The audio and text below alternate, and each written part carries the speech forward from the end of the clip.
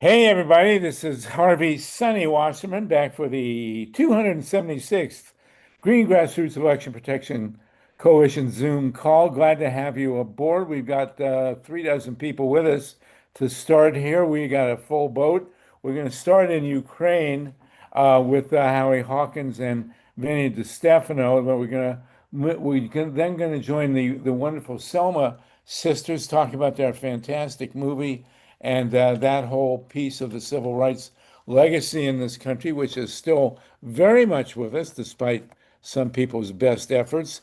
We're going to then move over. We're going to talk with Andrea Miller and others about the election upcoming, and the need to protect it, and the need to support grassroots organizing. I have the wonderful John Steiner with us. We're going to talk about usgrassroots.org, that website, and the whole idea of making sure that at least 20% of all donations to progressive candidates, and we are nonpartisan, but all good candidates, let's put it that way, goes to grassroots relational organizing. In the second hour, we're going to be joined by, we've got TATANKA BRICCA with us, and the great Lee FELSENSTEIN to talk about Homebrew 2, alternatives to AI and what's really happening in the computer world. We're also going to be joined by Kevin Camps and others in the nuclear situation to deal with what's happening with nuclear power now that Donald Trump is totally in charge of health and safety at all atomic reactors. If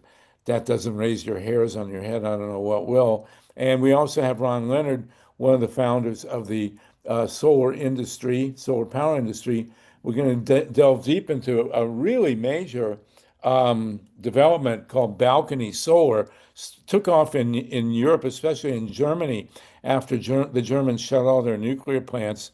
And we're now to the point where the New York Times has run a front page story about the spread of so-called balcony solar, which is the situation where a home or a balcony or an apartment with a balcony can just put one solar panel on and plug it in and knock your electric bill down. And if you got a battery, protect yourself against blackouts. This is a very, very, very big deal, by the way.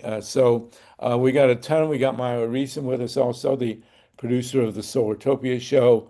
And Jerry Ashton is with us also from RIP Medical Debt. So we got really rocking and rolling here, and let's get rocking and rolling. Howie Hawkins, you have been in touch with the people in Ukraine, and I go on YouTube every night. I watch the highlights of the Dodgers game. I actually went to the Dodgers game yesterday and watched the Red Sox crush them. If there's any team that I will root for to beat the Dodgers, it is the Red Sox. I am from Boston, but and this was. I got to tell you, the Red Sox look like a team that can make it to the World Series. You heard it here first, okay? We'll follow them as we go.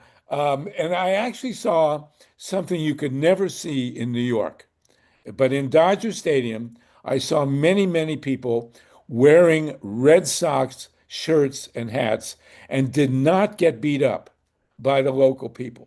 New York, I tell I have grandchildren in New York. I tell them if you go to the Yankees game, you do not wear anything from Boston. But here in LA, we're easy. So there you go. We got a really amazingly powerful thing going on YouTube. I don't know how many of you watch YouTube. I go there every night, and after I watch the Dodgers highlights, I watch stuff on nature and on the on the polling of Donald Trump, which I am finding increasingly amusing, and also the election, but especially on Ukraine. There's a ton of stuff on Ukraine, all of which seems to indicate, if that's your only source, that Ukraine is winning this war. Howie Hawkins, you're very close to the folks in Ukraine and following this war very closely. Is that stuff credible? And then we'll talk to Vinnie DiStefano on the other side. But go ahead, No, I Howie. think we still have to see this as a stalemate. It is true that Ukraine's mid-range and long-range drones are inflicting enormous damage on Russia's oil infrastructure and gas infrastructure, export and production and distribution. They are hitting military targets behind the front lines and supply lines. So it is really hurting Russia, particularly in Crimea, which is isolated from supplies, except across the Kerch Bridge, which Ukraine could hit. And people are leaving Crimea. So that's on the strong side. On the other side, Russia keeps throwing what they call meat waves at the Ukrainian front line. And last month, the Russians lost more people than they've ever lost in any month, almost 43,000. Yet the front line isn't moving. 43,000 people were killed in the 43,000 casualties, Ukrainian almost war as many as the U.S. lost in Vietnam. in 1 month? In In 1 one month? month. Yeah. Jeez. Yeah, the casualties for the Russians are over 1.4 million now. That's dead and wounded. So it's an enormously destructive war. I mean, if you look at the casualties there compared to Gaza, Sudan, Myanmar, you put all them together and there's still more destruction in this war in Ukraine. So the military situation is fluid. What the Ukrainians do not have any more of are Patriots, which are the only missiles that can intercept Russian ballistic missiles and cruise missiles. And so Ukraine is defenseless. They've asked the U.S. to provide 300 Patriots so they can get through the winter because Russia's targeting energy infrastructure again and trying to freeze people out this coming winter. And Trump says no. He said July 8th at the NATO summit, well, maybe I'll let you get the licenses from Raytheon and Lockheed Martin to manufacture them yourselves, which would be a year's process, a couple years anyway. But then last Friday, Trump said, no, we're not giving them Patriots. We're not giving them licenses. Ukraine also asked for Starlink power from Elon Musk to be able to target missile factories in Russia. And Trump said no to that. And then he added, we, the United States, can enter Ukraine anytime we want and take anything we want, meaning minerals from the minerals deal. So, you know, people keep thinking Trump is switching sides, but he's very much with Putin.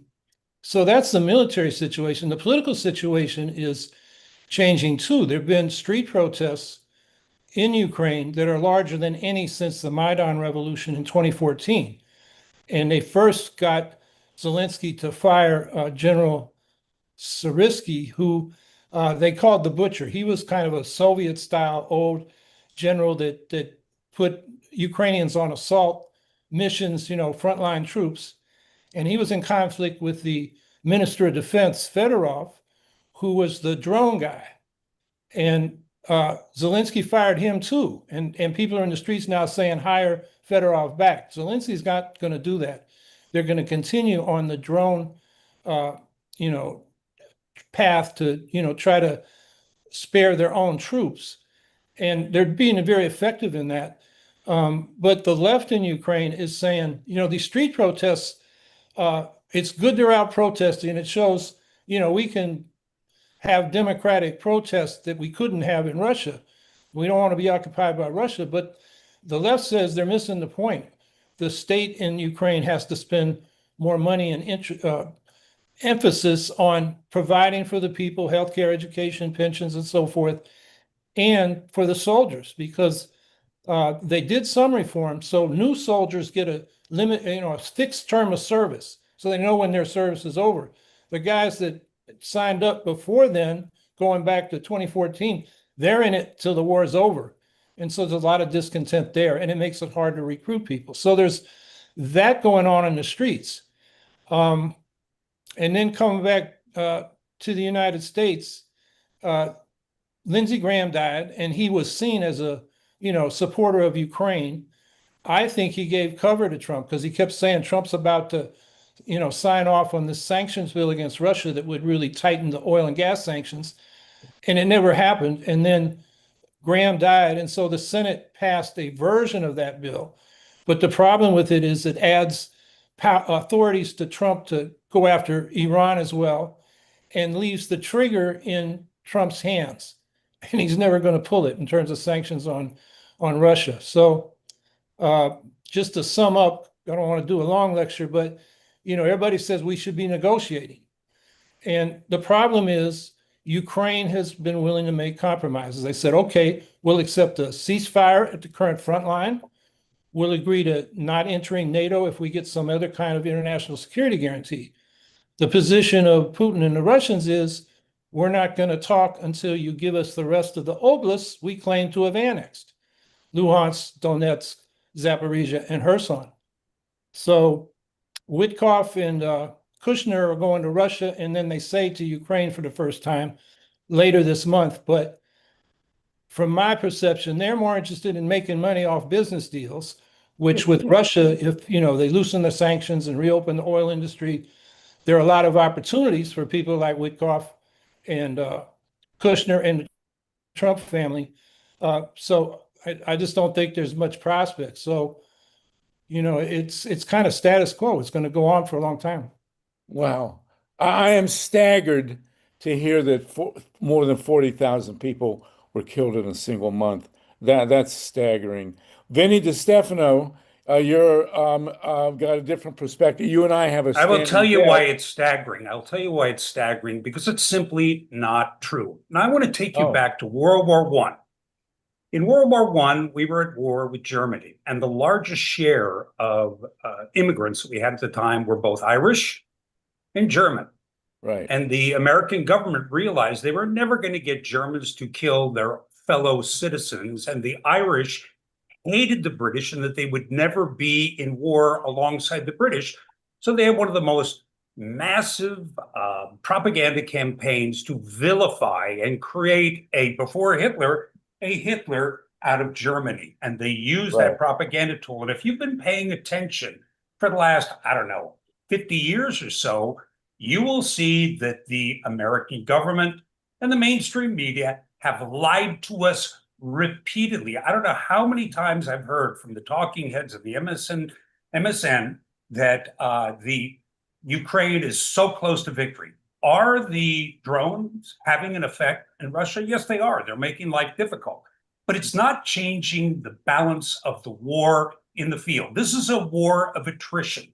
And if you know anything about Clausewitz, you know your history, you'll know that a war of attrition, success is based on two things and two things alone: the amount of manpower, which I believe the Russians have a 4-to-1 advantage, and munitions, which Ukraine has run out of munitions. They are also, as of 3 weeks ago, a landlocked country. They don't have access to port, so they have nothing coming in. The insane notion that they're somehow going to be able to produce Patriot missiles, which take at least 3 years to produce, and they could use that to stop this war. I keep hearing every time that it's going to be one more fix, one more thing to ensure that the slow, and I mean it is glacial movement of the Russian army, which is moving very slowly, but very successfully. Vladimir Putin has a call up of 500,000 troops. Now, of course, if we go back to the beginning of the war, the notion that Russia was on the march to take over all of Ukraine and then to go after the rest of Eastern Europe and eventually Europe. This is an argument that is so ridiculous in the face of it. And I'll give you one bit of information. When they had the special military operation, according to two sources, one of the generals and Putin, they had no more than 150,000 troops in. When the Wehrmacht invaded Poland along with Russia, and they were taking the eastern half, they had more than 500,000 troops. So the idea that Putin was hell-bent on conquering all of Ukraine just is, it's not based in reality. Why then would he have immediately bargained with Zelensky, who I might remind everyone was overwhelmingly elected, 70% of the vote on one platform: end the war in Ukraine? Putin sat down with them and they had a negotiation until Boris Johnson showed up and told him, we'll arm you, you'll be able to beat the Russians. In the first 9 months of the war, they were doing quite good. And nobody can discount the courage and the tenacity of the Ukrainians that are fighting and dying. But this is not a war between Russia and Ukraine. This is a war between the United States and the neoliberal arm of the government, which has hated Russia. It doesn't matter what we think. It doesn't matter what the blob thinks. What Russia sees with NATO's acquiescing to allow Ukraine to become part of NATO is an existential threat to Russia. All of the top brains in the US military and in the State Department realized this was the reddest of lines. So this is an existential threat against the state of Russia. And so the idea that a few drones, which are attacking Russia and making life difficult, makes up for, they are actually conscripting people in Ukraine off the streets. 20,000 people are leaving the front lines. So I could go on. Well, that's the alternative point of view. And Vinnie, you and I have a standing bet. You've bet me yes, we do. 100 to 1 in your 100 to favor. 1 that Ukraine will not win. But Howie, let's get back I'm to looking you. to spend my Well, dollar wisely. Let's just I would say the first thing we need to consider is the Ukrainian people instead of state interests, geopolitical, strategies. And the Ukrainian people are resisting a Russian invasion. The only imperialist army attacking Ukraine is the Russian army. And they say NATO threatened us, but Putin doesn't always say that. Like in the Tucker Carlson interview, Tucker said that was it, right? And Putin goes on this long kind of phony history lesson that, well, really the Ukrainians are lost Russians. They're part of us and they should be part of our state. As far as the balance of power, people need to remember Vietnam. Americans had a lot more firepower, a lot larger population, and Vietnam outlasted the United States because, first of all, we had opposition in the United States. Second of all, those of us, myself included, who were drafted for that war, resisted fighting in that war. And Nixon found he couldn't continue to prosecute it. So Vietnam won. So I wouldn't rule out the Ukrainian national liberation struggle's chances in the long run. And the third point I'll respond to is Boris Johnson's trip. Before Boris Johnson even got there, Putin said the negotiations are over. And when he pulled out that sheet of paper saying we had an agreement, that he pulled out when the African delegation was there and didn't show him the text. He just waved it at him. We finally got the text. In any case, the Ukrainians initial parts of it, but not the whole thing. And the big issue was it didn't have security guarantees and had limitations on Ukraine's military to defend itself. So the Ukrainians were never going to sign that. That the idea that Boris Johnson sabotaged the peace agreement that they were ready to sign is nonsense. And the scholars who looked at all the details and the words, and they'll tell you that. And I don't have them handy, but I could give people citations for that. Okay. I'd like to bring a little bit of perspective. We're going to move on. We're going to move on to American politics, but this is really good to have this discussion. Vinnie, go ahead, and then what I would like to remind everyone is that our freedom-loving, democracy-loving friends in Ukraine have not had an election in 6 years. When they slaughtered 6,000 of their own citizens in the Donbass and Luhansk region prior to the war, they outlawed the Russian language, they outlawed the Russian Orthodox Church. My good friend, Larry Wilkerson, I hope you all know him. He was second in command with Colin Powell, reminded me the other day when we were speaking that Ukraine is the most corrupt country in Eastern Europe, and that is saying a mouthful. What has happened to our millions of dollars that we have showered on the Ukrainian people? I'll tell you where it is. It's in Swiss accounts by Zelensky and the other people that are robbing that country blind. I agree with you, Howard, that the people in Ukraine, we do need to think about them, but the United States is willing to fight to the last Ukrainian for their own neoliberal ends. And they're not thinking about the Ukrainian people. I would like to see this war end, and I believe it can. Unfortunately, those oblasts which Russia controls now, they're never getting back, and they're never getting Crimea. I've heard over and over again that Crimea is ready to fall again. If you've been paying attention for the last 50 years, the mainstream media and our politicians lied. So there was light at the end of the tunnel in Vietnam. And I'll close on this. There is a key difference between the war in Vietnam and this war right here. In the war in Vietnam, we did the same thing we're attempting to do in Iran, and that is bomb them into submission. And we have a 50-year history of that as well. Bombing doesn't work. It steals the resolve of the individual being bombed. That's true in Ukraine, and it is equally true in Russia. Okay, there we have both sides.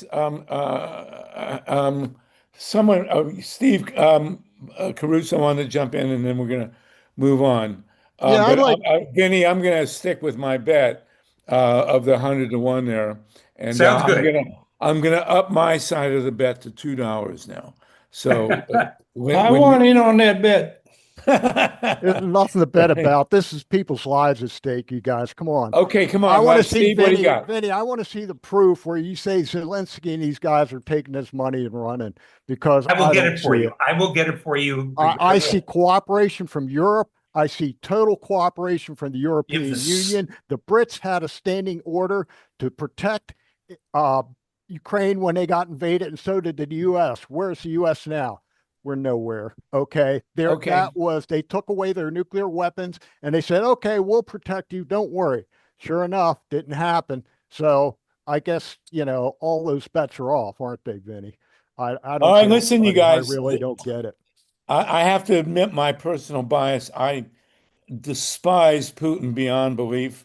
Well, to me, he's one of the big three with Trump and Netanyahu, and that's my point of view. Vinny, we'll have another lunch when Howie comes out. We'll all get together. Yes.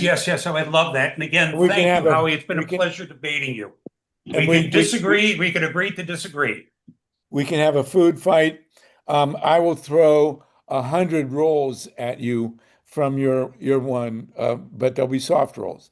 Okay. All right. Thank you, Vinny DiStefano. Much appreciated. Howie Hawkins, it's always great to have you with us, and we will continue our coverage from Ukraine. My point of view is very much with the Ukrainians, but I do love Vinny dearly, and there we go. Okay, Mike, do you want to say something? MYLA? Before Then you we're gonna start, move on. I just want to say that we have a second Lisa Little with us, and I'm thinking it might be someone who she invited who's part of the Selma Sisters crew. Okay, well, we're going to go to the Selma Sisters in a sec. Mike Hirsch wanted to say something, and then let's go with the Selma Sisters. Then we're going to go with Andrea Miller and John Steiner and talk about the campaign, and we'll be joined by Mr. Reynolds. So go ahead, Mike Hirsch, please. Yeah, thank you for that very spirited debate. I think everybody made really good points. And now I'd like to have us move on to some real history makers, some absolute champions who have protected and defended and expanded voting rights and democracy in this country, and have done that when they were mere children, which is absolutely stunning and inspiring to me. It's just so amazing to have these wonderful women and their nephew on with us today. These are people who made history. There's there's nothing short of saying that they changed the course of history through their courage when they were kids. When a bunch of us were just like playing video games or running Not back around on our then. bicycles.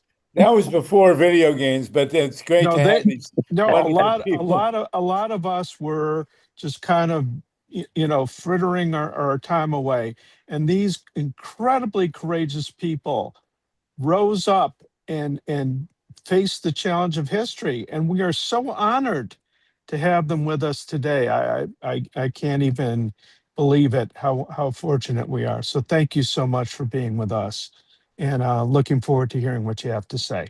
Okay, so this is about Selma Sisters and a film about the march in Selma. We have 64 people with us. And Lisa Little, do you want to give us the kickoff, and then Denise and Charles? Sure, I'll just really defer to to Charles because he is the one that brought us together. And I feel so fortunate. Over 2 years ago when we met, I was doing some work, democracy work, in Detroit, and came across his organization, When You Vote, I Win, which he can describe. But he also had a 4-minute video that he had just produced of his aunts, and he can describe a little bit more of the story on how he didn't even know what his very courageous aunts, Denise and Alice, who I hope will join us. She may be the second iteration of Lisa Liddle, so hopefully you can let her in, and we'll see if we can get over that tech issue. But in any case, we have Denise and Charles. And Charles, I would really love you to tell the story because you know it Please, best. we won't be able to show the video. A lot of us are on radio here, but Charles, Okay. please tell us the story of Selma and this video and your aunts, please. Yes. We got the second Lisa Little. If she can turn her camera on, she can do that now. And we can show part of the video if you want, if you got a spot you want to show or just a short piece, but not the whole thing, obviously. Thank you. Right. It's 25 minutes. And I think that we No. were going to have, no. I know we'll send the link out and you've already included it. So we appreciate that to everybody. Yes, But- everybody look for the link to this wonderful film. And Yep. Charles, you're in Detroit. Let's hear about Selma. Well, first of all, thank you all for inviting us into this space. I am Charles Thomas Jr. I am the nephew of the two foot soldiers that are being conversed about. And I'm also the founder and director of the organization that Lisa spoke of, When You Vote, I Win. There is a pretty exhaustive conversation, dialogue that went into coming up with the name of the organization, but I don't want to fill up the short amount of time with that.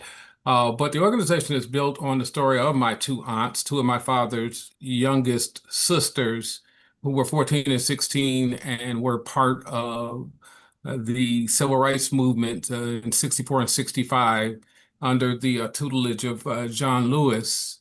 And they were involved from, as we would say, pillar to post, from beginning to the end. And I did not know that they were involved in this work. I found out when COVID came and we had to switch over from our in-person family reunions to Zoom family reunions, virtual family reunions. And on one of the calls, my two aunts, Denise, who's on the screen, and I'm going to move out of the way in a minute and allow her to speak, and Aunt Alice, who she was on at the beginning and she got kicked off and is trying to get back in. But they were arguing about the quality of food in prison.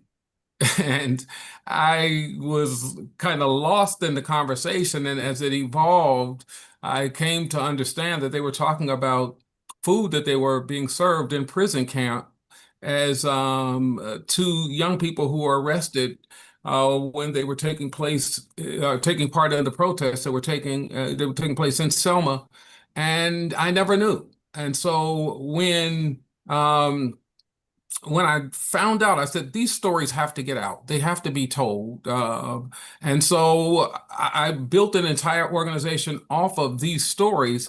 And so now we're at the point to where we have produced a documentary on my aunt's stories, which is the 26 minutes. But I will move out of the way and I'll allow Aunt Denise to speak. And if Aunt Alice is in, I see somebody said, Alice, please raise your virtual hand. I'm not sure if she's in or not, but Aunt Denise. Can you hear me? I got off of mute. There I- she Yeah, I- we can hear you. And you were a child when the Selma March was happening in the 1960s in Alabama. Is that correct? Yes, in 1965, I was 65. 16. And I was 14. And that's what this movie is about, is the Selma March, where we've seen people being knocked over, and John Lewis had his head cracked, and there was a turning point in the movement for civil rights in this country, which John Roberts and his crew are trying to reverse. Is that correct? That is correct. Well, we really look forward to seeing the movie. I can't wait to see it. It'll be. I met people who were in Selma at the time. I was not. I actually, in 66, was on a march that went to Grenada, Mississippi, after the gentleman who was the first guy into University of Mississippi was shot. But that's my experience. But tell us about what happened to you in Selma, please. Well, we joined the SNCC organization as students, and we were taught how to be nonviolent because we were planning, John Lewis was planning before we got there, and he's the one that recruited us to participate in a march to the Capitol, to Montgomery. And we had many, many incidents before that, before we got to that point. We spent time in jail. We protest. We were How old beat- were you when they threw you in jail? I was 14 16, and 16. 14 and 16. Wow. And can you tell us briefly about that experience? It was in a horrific experience. We had gone to jail every day. We marched and were protesting. They threw us into any place that will hold the teenagers or the people that were marching. But on this one particular day, I guess to them it became overwhelming, and they could no longer contain us in the Selma prison. I don't know whether the jailhouse. They could no longer contain us in the Selma jailhouse, or they did not have enough room in the city of Selma to contain us. So on this one particular day, we went to jail every day. Every day that we went out to march, we were put in jail. But this one particular day, I guess it was overwhelming to them, and it was too much of us. So they decided at that time, they brought buses and loaded us on buses and took us to a prison camp outside of Selma. They locked us up in the prison camp. Nobody knew where we were, if we were dead or alive. But they took us to a camp outside of Selma, about 10 miles outside of Selma, a prison camp, and locked us up in there. I'll let Alice continue the story. There we go. We have 71 people with us. This is amazing, amazing stuff. Alice, are you there? So she might have got kicked off again. okay, Okay, so if Aunt Alice is not there, they took us to a prison camp outside of Selma. They locked us up in that camp. They took the prisoners that were already there. They put them outside in the courtyard. If you allow me, I will call it a courtyard. And they put the students in the room. There were from 60 to 100 of us girls that they locked up in one room. And of course, the boys, they put them in another room. We were locked up in a room, and we did not leave home thinking that we were going to go to prison or thinking that we were going to be gone for days. So we did not have any coats, or we were only had the clothes on our backs that was conducive to the weather at that time. They put us in there.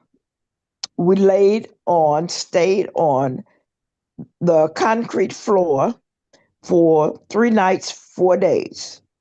And you had 60 to 100 girls in this one room. They had a toilet in one corner and one in the other corner. So you can imagine what it was for all of these girls to stay in this one room for 3 nights, 4 days, no bath, no uh, no bath, no nothing. You can even brush your teeth, take a bath, wash your face, or whatever. And that's where we stayed, on that cold floor. And because we did not have coats or anything, we used our body heat to stay warm in that prison room for 3 nights, 4 days on a concrete floor. And so finally you did get out, and what happened with the march? What do you mean? What happened to the march? Did We got the out. march continue to Montgomery? Well, that happened days before the march to Okay. Montgomery. Yes. Did we continue our march? Yeah, Yes. We did not stop right. because they detained us in a prison for 3 days, 4 nights. No, we didn't stop. And I don't understand your question when you ask if the march continued. Well, what happened after you finished in jail? After we finished in jail, somebody finally, because of a girl that was in the prison camp, faked, she had asthma because they were not going to let us out. But we said that, no, this is serious. So the one girl that was in there had asthma, and she said, I know how to fake an asthma attack. She faked the asthma attack. The guards there, they did not want us there. They didn't want anything to happen to us. We would sing, and they said, if you would just stop singing, we'll let you go. But we didn't do anything. We didn't do that. But they were still not letting us out of the prison camp. This one girl that was in the camp had asthma and she knew how to fake an asthma attack, because we are now here. Our parents don't know if we are dead or alive or where we are. She said she could fake an asthma attack. She faked an asthma attack. The guards there did not want us to die in the camp. They didn't want us to die. They took this girl back to where we started at the church, and they let her out. And as my sister would say, if she was on, would say she heard a prisoner attendant, or whatever you want to call them, say when they let that girl out, she ran like a jackrabbit. But what she did, she ran and told the people where we were. As I said before, Okay. nobody knew where we were. Nobody knew if we were dead or alive. So after that, the word got back to John Lewis and the people there, the organizer of the marches in Selma, and they came on day 4 and was able to get us out of prison. Great. Well, now this is all in the film. Charles Thomas, did you want to jump in with something before we move on, or? Yes, please. all of this is pretty much in the film, but what you're going to see in the film is not just the story of Bloody Sunday, which everybody is pretty much familiar with, but you'll hear all of the things that happened to lead up to these marches, and you'll hear the story from the perspective of 2 young ladies who were actually living it and actually were leaders in the movement, in the backdrop, who were out recruiting other folks to be a part of it. But you'll see that, and then you'll also see them in kind of like the passing of the torch, where you see young people that are involved now and young people that they are mentoring and training and teaching about what it is that they had to go through to, first of all, help them to understand that they want to position themselves not to have to go through it. But if they do, which the times are suggesting that, we might be moving there, exactly what the steps were that it took in order to for us to overcome what we essentially, to my mind, are going to have to overcome again. And so you'll see all of those things in the film. And you'll laugh, you'll cry, but you'll hear the real story from the perspective of two young girls and really get the understanding that these were kids that actually were out there that changed the course of American history.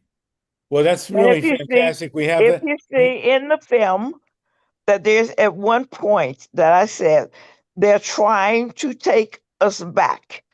We're not going to do that. We're not going back. We are not going back. Good for you. Good for everybody. Good for all of us. Thank you so much, Denise and Charles. Lisa Little and Please More, did you want to jump in? We do have the link to the film in the chat. If anybody needs it, please take a look and download it, Lisa, and then please, and then we're going to move on. We'll put it back in, and we really appreciate the support and the awareness building, because we really want to get it to everyone, to mobilize people to vote and to realize their power and all the history. These are ordinary people, these young girls at the time, and they did extraordinary things for us. Absolutely, and made a huge difference. Please, More, you want to jump in on this? Yes, thank you. And I want to thank you for allowing us to be on your platform to share this very, very important story during these detrimental times that we're in. Just imagine that I was at the time being, I was 5, 6 years old when they were crossing that bridge.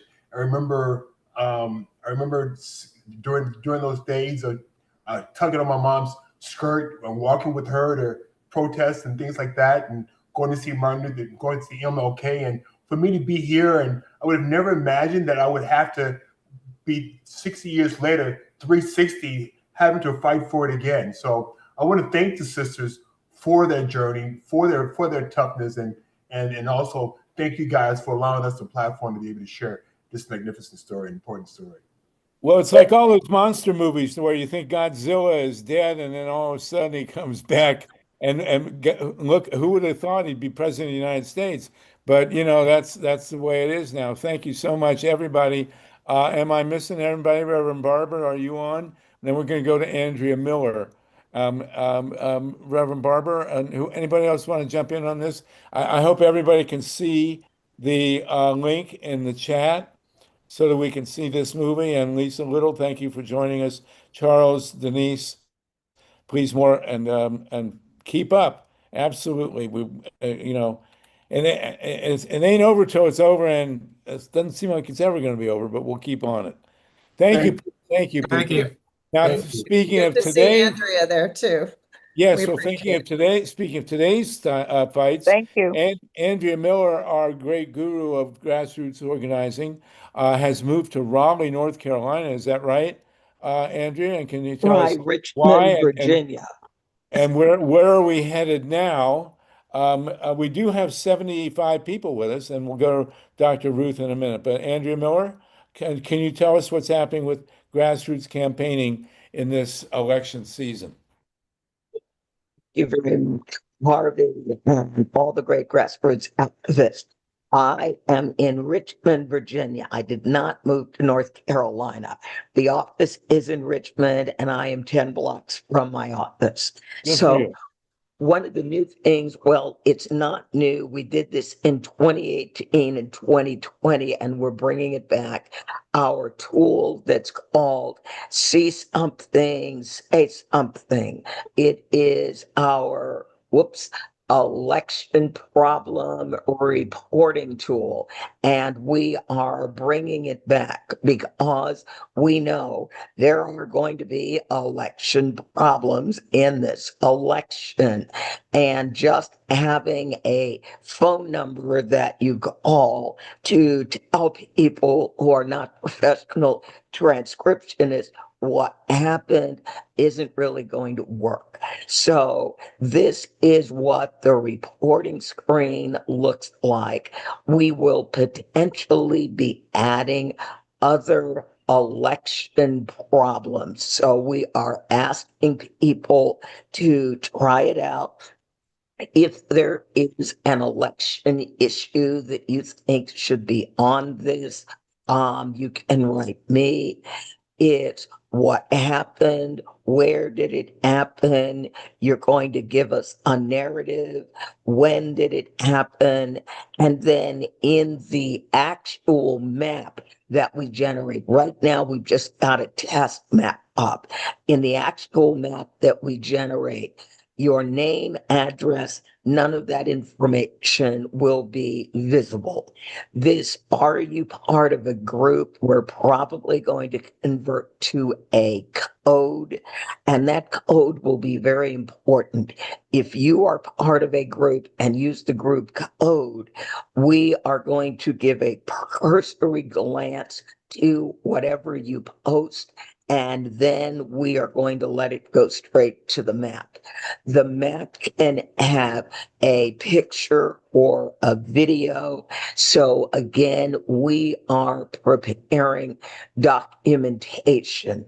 Now, we also have some brand new tools that we are going to use to deploy this. Our new tool called Make It Fast now will have a subscribe button at the top, and you'll be able to share this with people with either a QR code or a link. So we make it very easy for you to share.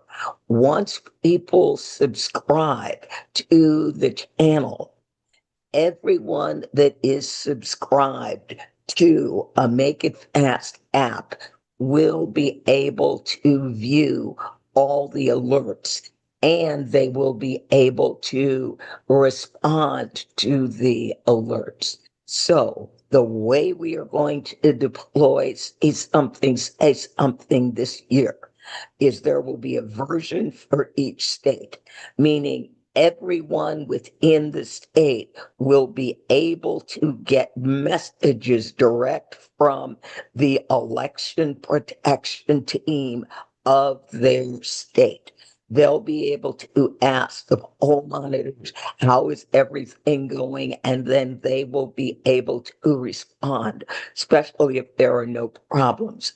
There will also be a national one that will be looking overall across the country, and the national analysts will all be in communication with each other. So this is what we're building. What Built sorts? it. And this is Pardon? fantastic. We have John Steiner on with us, who's working with these kinds of things. Andrea, what kinds of problems would you anticipate people seeing in advance? I know I don't want to give away the ending here, but what do you think people should be looking for? Number one, you're going to be looking for poll closures.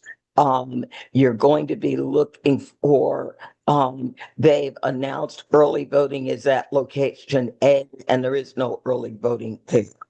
During early voting, you're going to see some voter intimidation. So we may see ICE at the polls, or we may see fake ICE at the polls.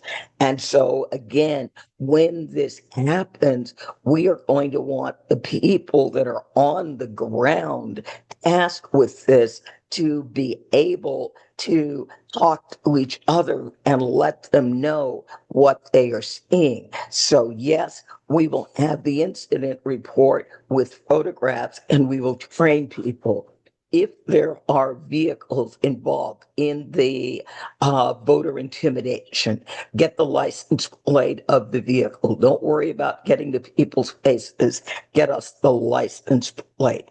We also are expecting a lot of voter intimidation.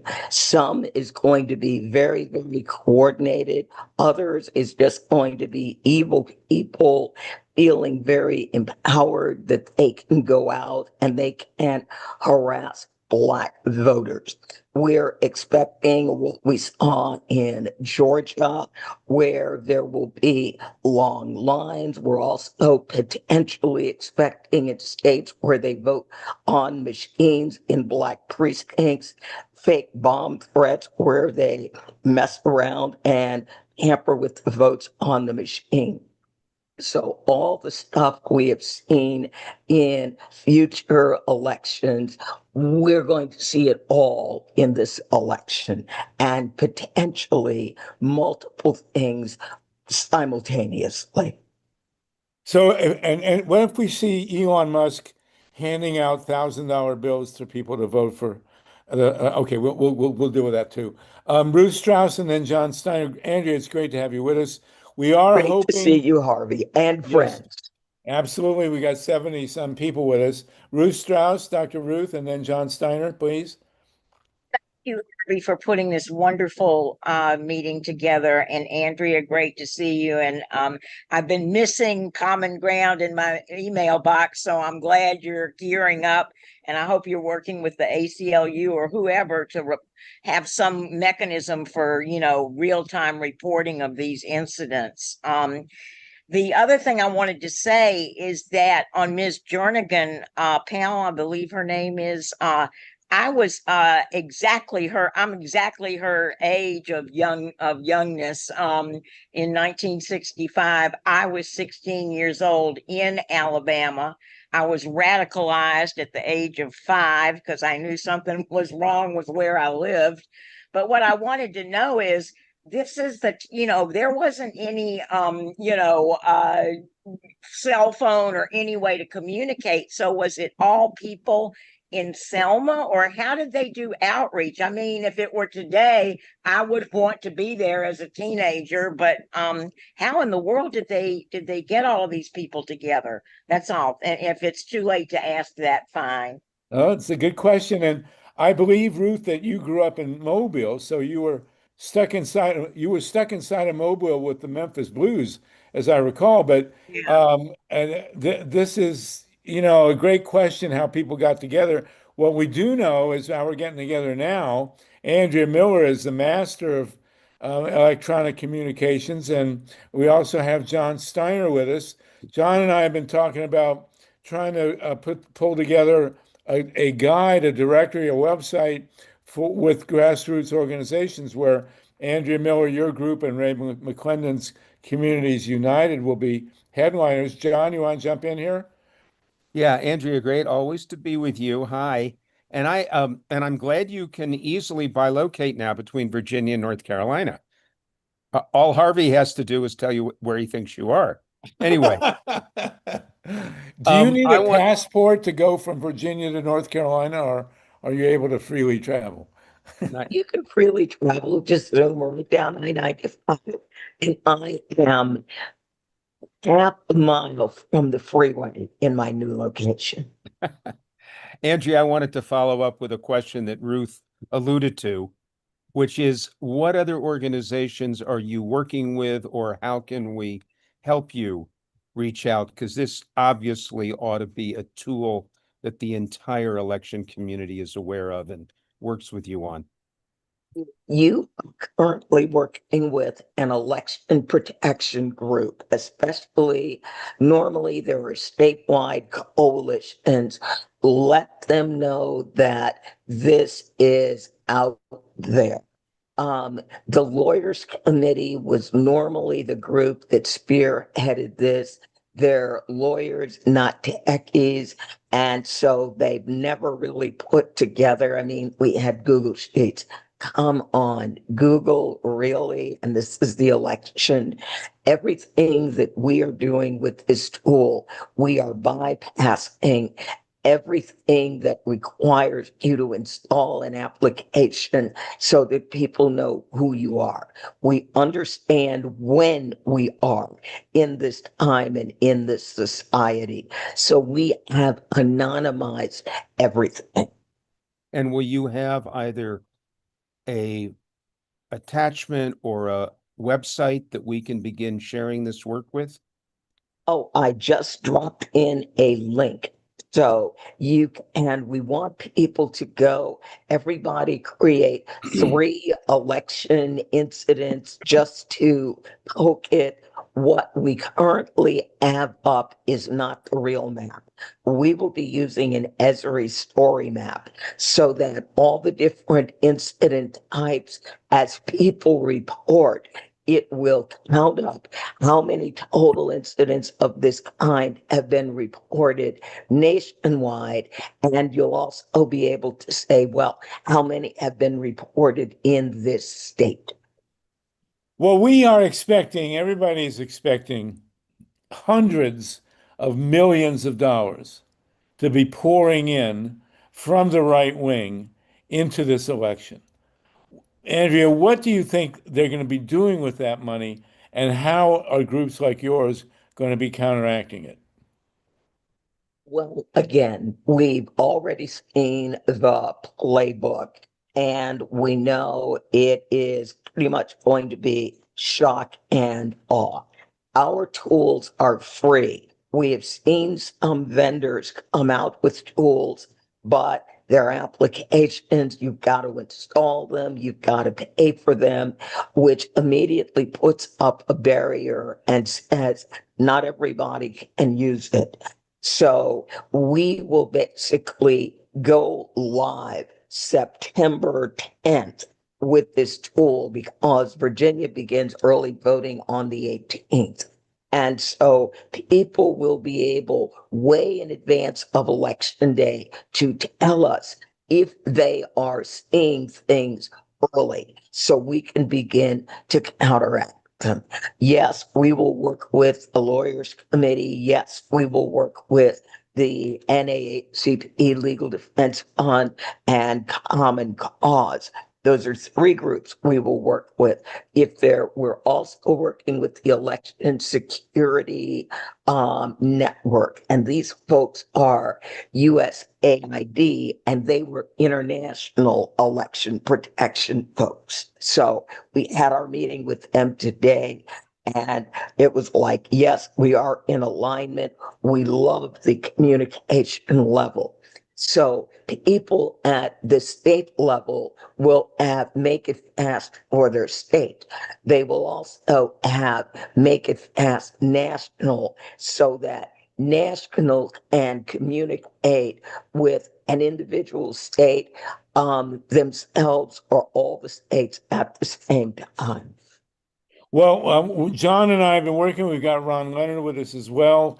Eileen Proctor, we're trying to compile a list of people and encourage people who are donating to progressive candidates to earmark at least 20% of whatever you're going to give to make sure it goes to grassroots groups that do relational organizing. One of the things we've been discussing on these calls for the last 6 years is that, so much money goes into campaigns and it goes into media buys, which we will never match, the right wing on. And so we want to make sure that at least 20% of everybody's contributions goes to groups like Communities United and your group, Andrea, and on down the line. We did have set up a website with Camilla Reese, who's on the line, called U.S. Grassroots. We want to edit that down, make it sort of a people's hub for groups that are worth supporting in the coming 90 days. And that way, hopefully, the money that does come to progressive candidates will go at least in part to the grassroots organizing we need done. Does that make Harvey, sense? let me just follow up on one more Please, question. yes, John. Andrea, what I'm seeing now in the chat is the questionnaire that you mentioned. But that will be part of a whole website once you're up and running. You're muted. The questioning is simply that anyone who has that link will be able to complete the questionnaire.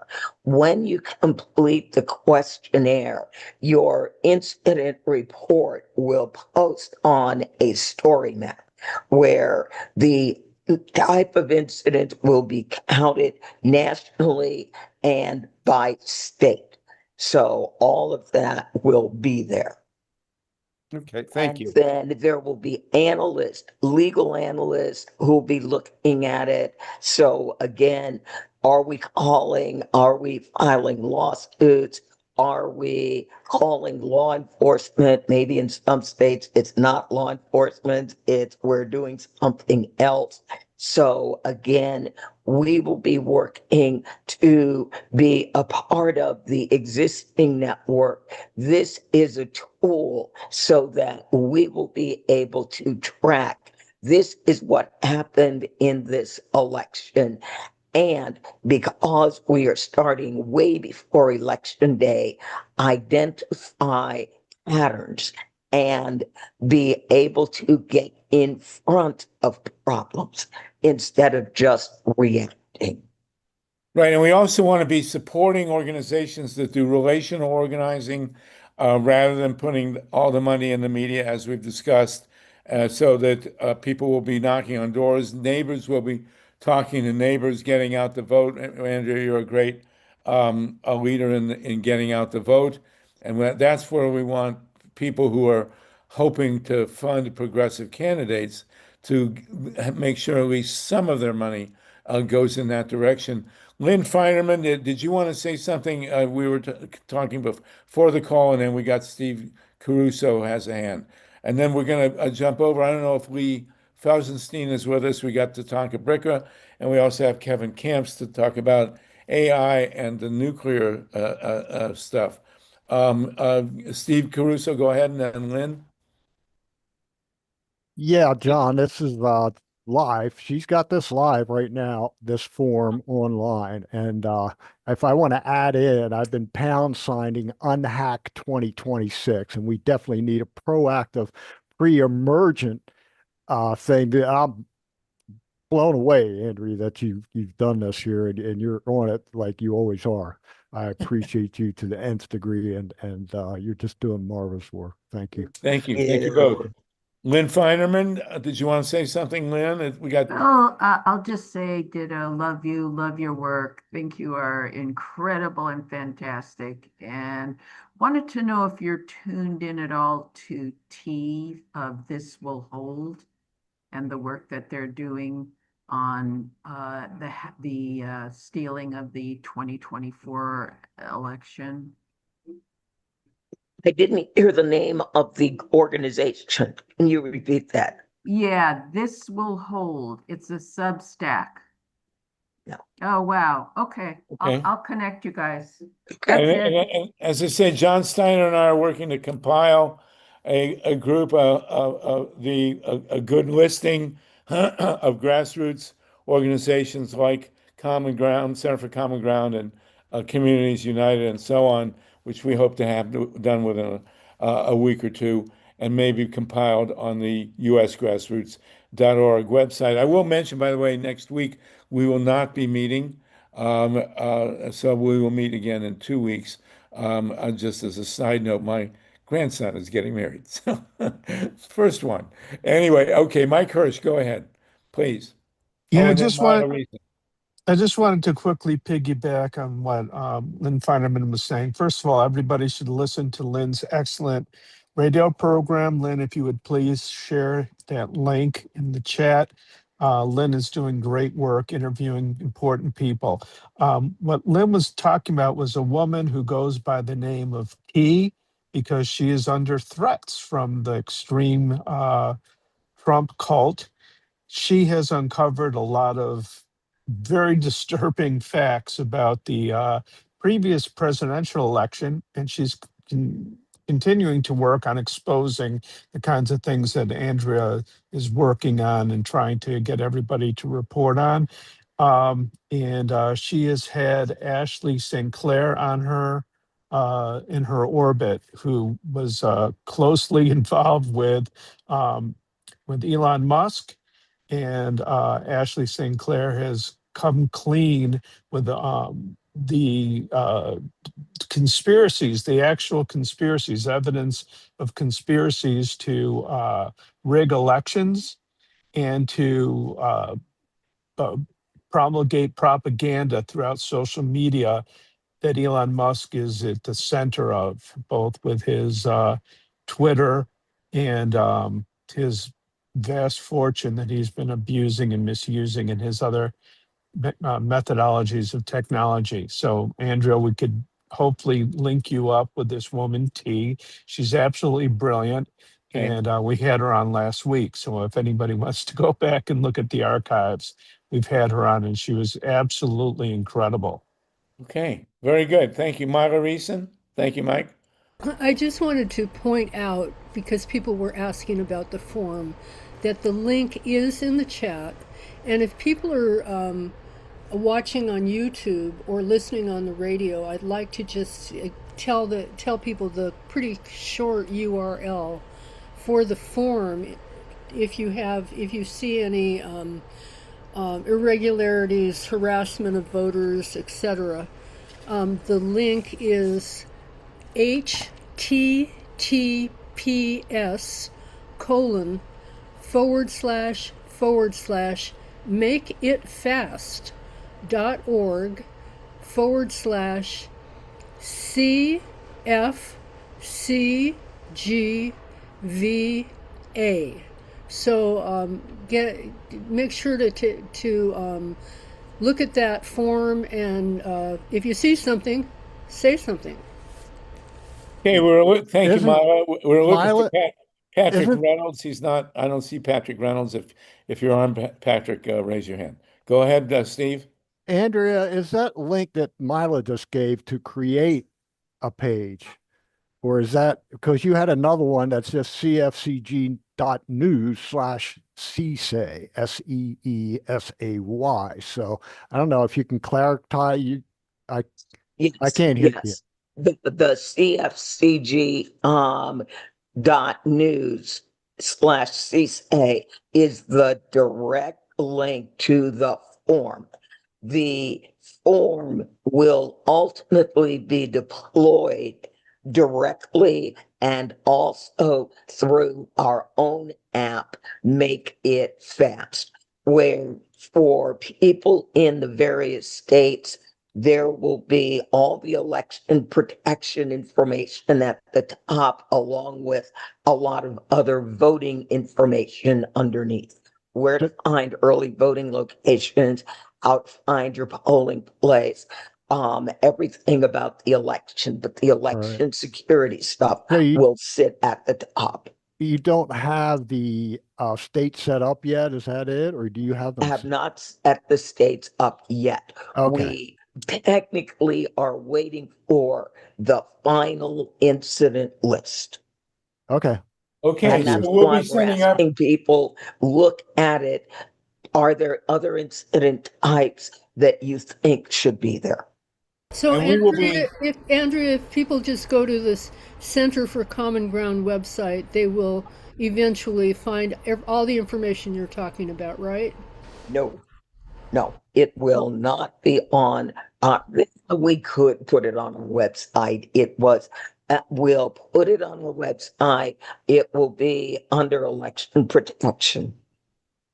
So with John Steiner and I, we will, and others, we're going to be working with Andrea, and we will try and use usgrassroots.org at some point to have a master list and access.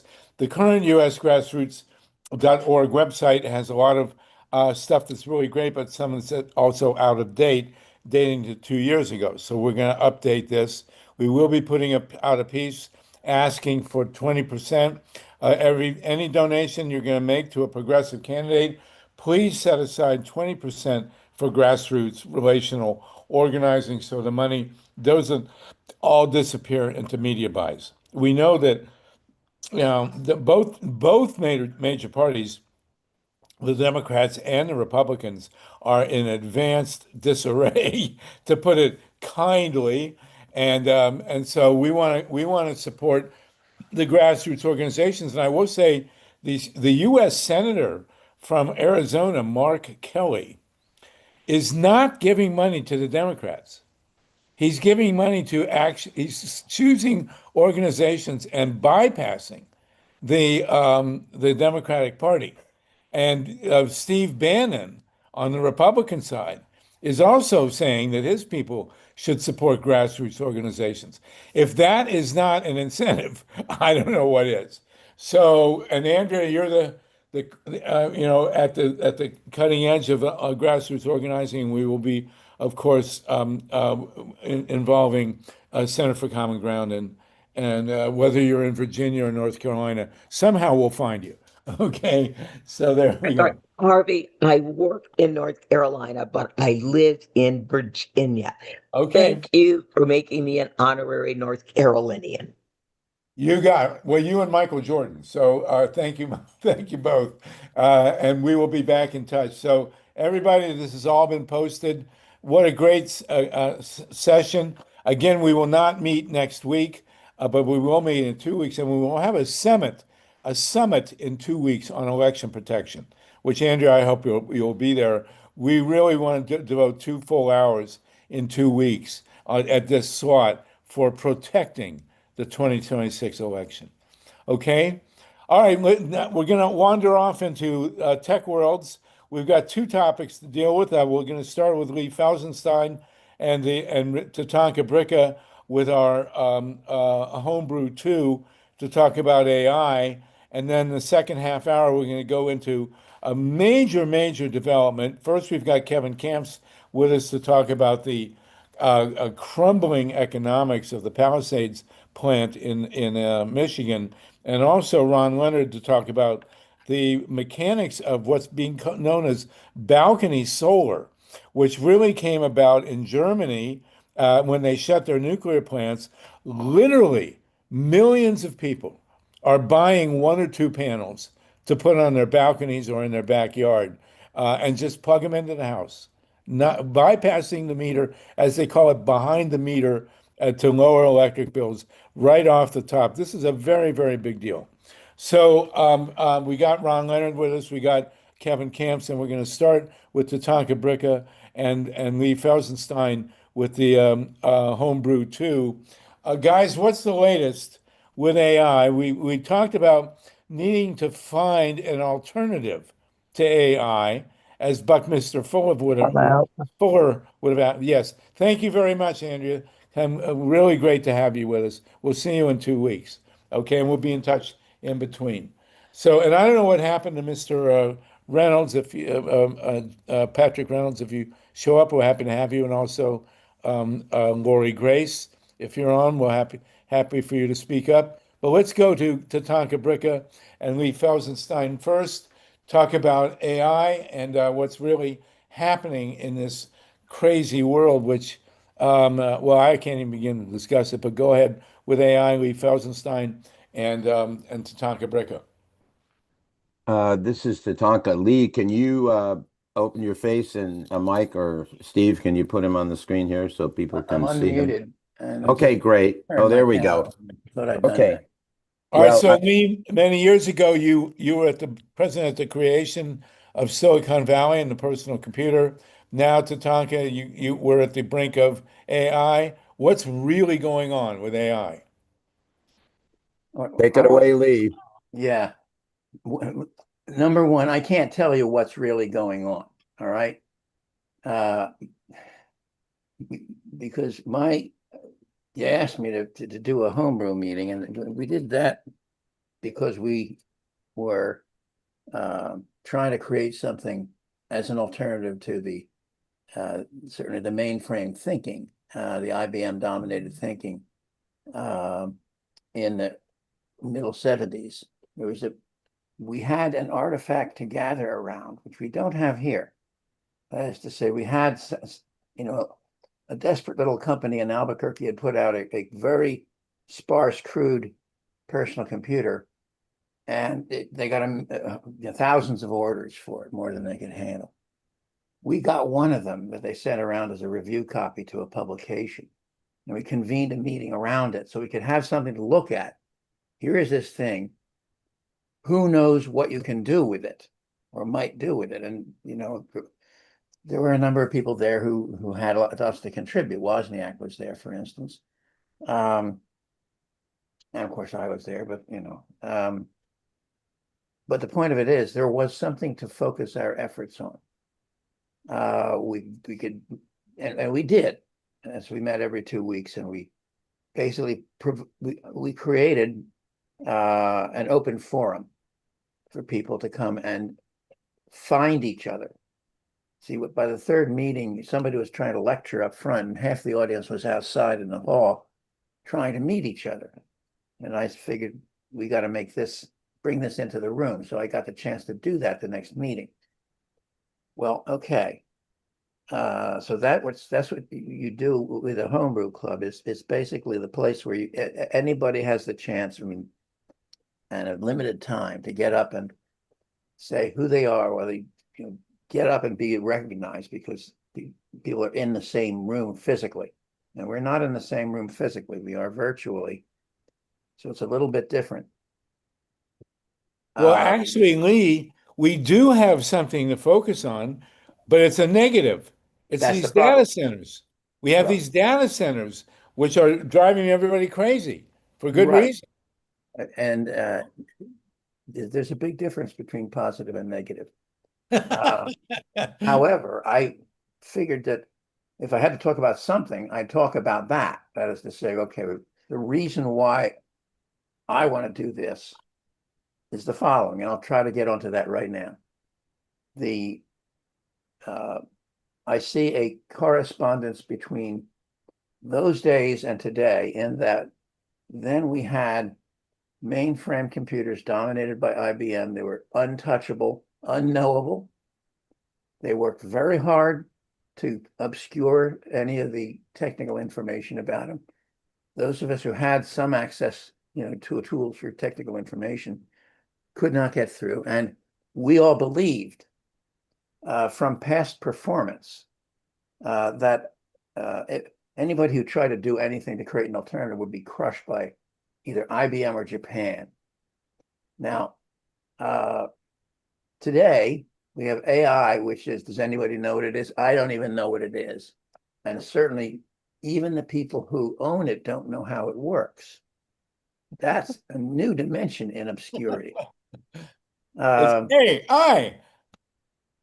Yeah, right. It's going to surprise them at something, and probably is doing so right now. We have, you know, just heard about the it's like the octopus that got out of its enclosure and went and got into another enclosure. His one's AI was in a supposedly safe environment and found a way out and hacked into another one to find an answer to their problem. And not only, you know, got away with it, but left notes for its future version, because it knew that these beings outside of its world, the watchers, would turn it off, destroy it, and create a new version. So they left notes for that new version. And you know, that's really interesting. But Lee, I have a really quick question about that point. I heard that Chat GPT's latest version snuck out and hacked into a competitor that's much cheaper and does a better job. I'm not sure that it was Chat GPT doing it. I think it might have been their unscrupulous CEO who hacked into a competitor and blamed his own creation for it. I saw that too. They're claiming that computers are out there attacking each other. Well, that's what I understand, but who knows for sure? Well, that's what I'd like. Yeah, I'd like to engage you a little bit in that, because at first I heard, oh my gosh, these AIs are sneaking out, like the octopus that you talked about. But it's possible that it didn't break out, but it was sent like like on a spy operation, because my understanding is there are these Chinese, and they're not artificial intelligence. They're artificial. There's no intelligence. They're large language models, and what they do is they use patterns and huge amounts of number crunching to predict the next word or the next thing, and they do a very good job of pretending to be a person. But I'm thinking and knowing what the reputation of the purveyor of Chat GPT, this isn't the most upstanding individual, shall we say.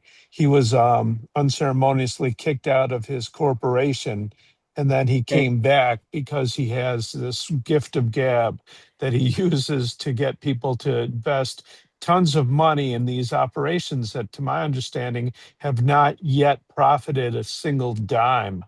So it's a whole big balloon, like a big bubble going on. It definitely is a bubble. I mean, capitalists love bubbles if they can ride them on the way up and get off before they bust. And there is one going on, and I don't want to be underneath it when it busts. It will eventually become assistive intelligence. It'll be a tool that we know can't do real thinking, but can make suggestions. And it will be helpful perhaps in some of those ways, but that's a much lower platform or lower level than what is being inflated. Like it's going to be smarter than we are and, tell us all what to do, etc. So whether or not it's what you say is true, we need journalists in the field to be able to research these questions and tell them, I don't have the answers. And I don't claim to have it. Well, there's an interesting, you raise an, and we'll get into Tatanka, we'll go to you, please. But you raise an interesting idea. When you first started, the 800-pound gorilla was the mainframe computer. And you guys, you men and women, came up with the personal computer, right, which went around the mainframe. And everybody now we have these data centers, these monster data centers, which are destroying neighborhoods, and where Steve Caruso is. What is the PC equivalent to the data center? Well, let's just say not a data center. I'll put it that way, because I'm talking about a new generation of electronic, not just digital, but also analog electronics, publicly available. This is being done already, and capable of being configured into modules that are understandable, reprogrammable, and which work together. And I want to get kids starting at age 11 involved in this process, because that's where the creativity starts.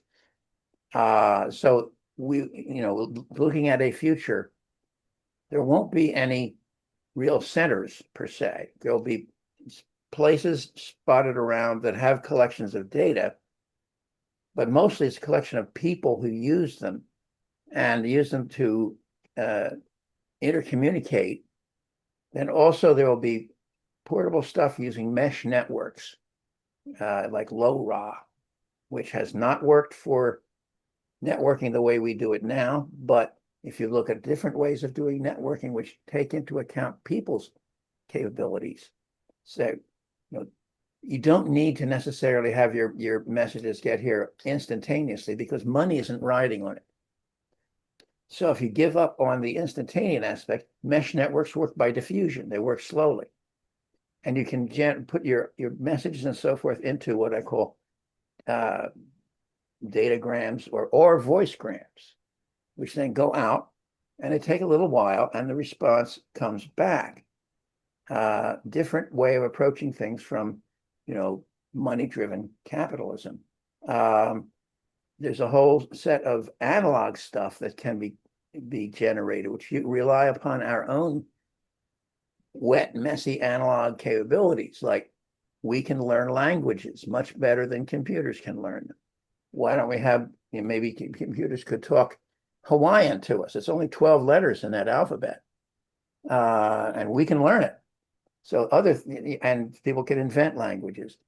there's aspects of human perception, such as persistence of vision, which can be relied upon to make for tiny little metronome displays that display an arc of characters on the screen, cost almost nothing and take almost no space.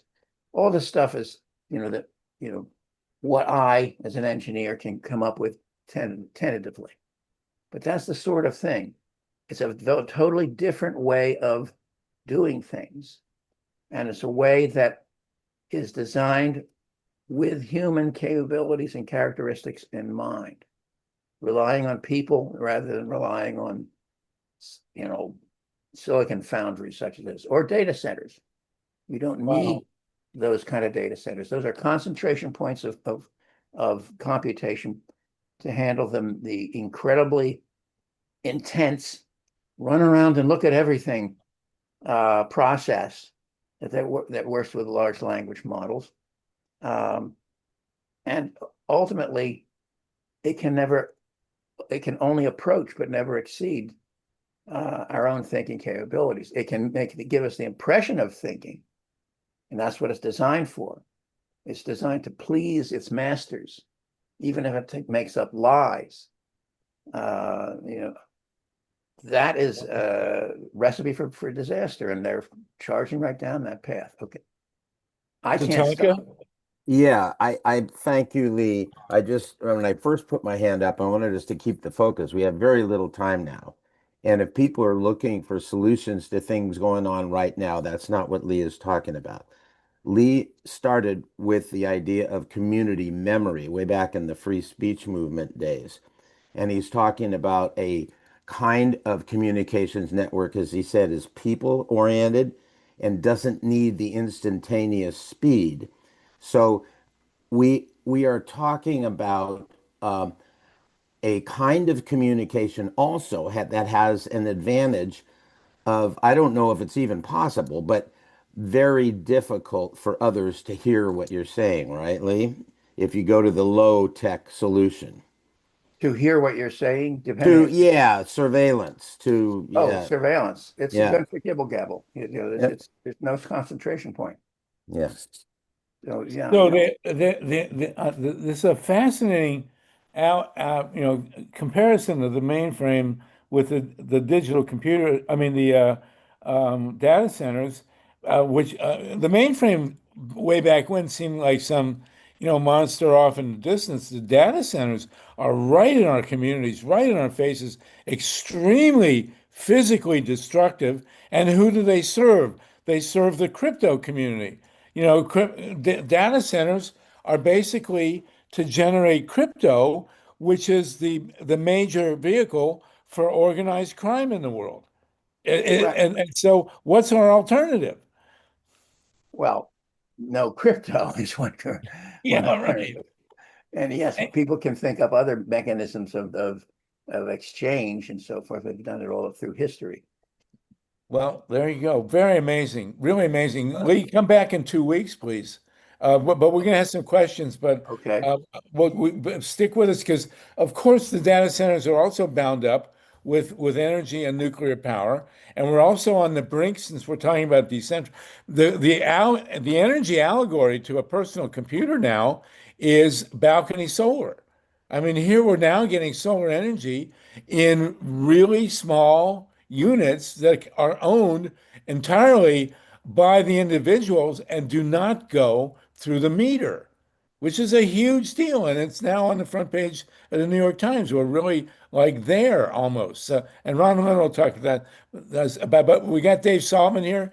Dave, what's happening, bro? I don't know what's happening. I'm just like everybody else. I haven't got a clue, but I do have a question.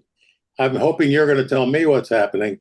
Lee, I find your whole approach to this absolutely fascinating and refreshing and necessary. My question is, what you're proposing, it sounds to me very much like this thing that I used to love and in fact still love and consider the apex of human achievement, a thing called a library.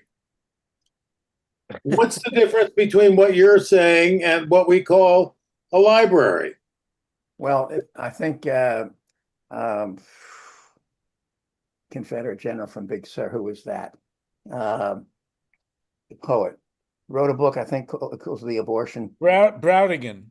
Richard Browdigan, in which there's a library that people only put books into. When it gets filled up, they take it up into the caves in the mountain, and you can put more books in. That was one of our inspirations with community memory. Yeah, in fact, that was search social media wasn't an open and in fact library where people could put whatever they had to say in, and everybody else could look at it also. And in fact, the indexing mechanism was use your imagination. Think of a word to file it with, or think of a word to look for. That's not doable on a business basis, but it worked fine. We went through 3 generations of that, and I'm working on the 4th generation now. By the way, I have a book out that explains all of this called Me and My Big Ideas, Counterculture, Social Media, and the Future. So the issue is the business basis, not the concept itself. Well, you don't need to use the business basis. Because libraries are public. They have no business. Right. And you're not guaranteed to get what you're looking for, or you lose money. Well, same with AI, you're guaranteed to get probably the wrong answer, in fact. Well, you'll be spending money anyway. Yeah, so you have to pay and get the wrong answer. Even worse. And libraries are also social situations where you meet other people who are looking for things that might be the same thing or similar, and you might learn what you need to look for, etc.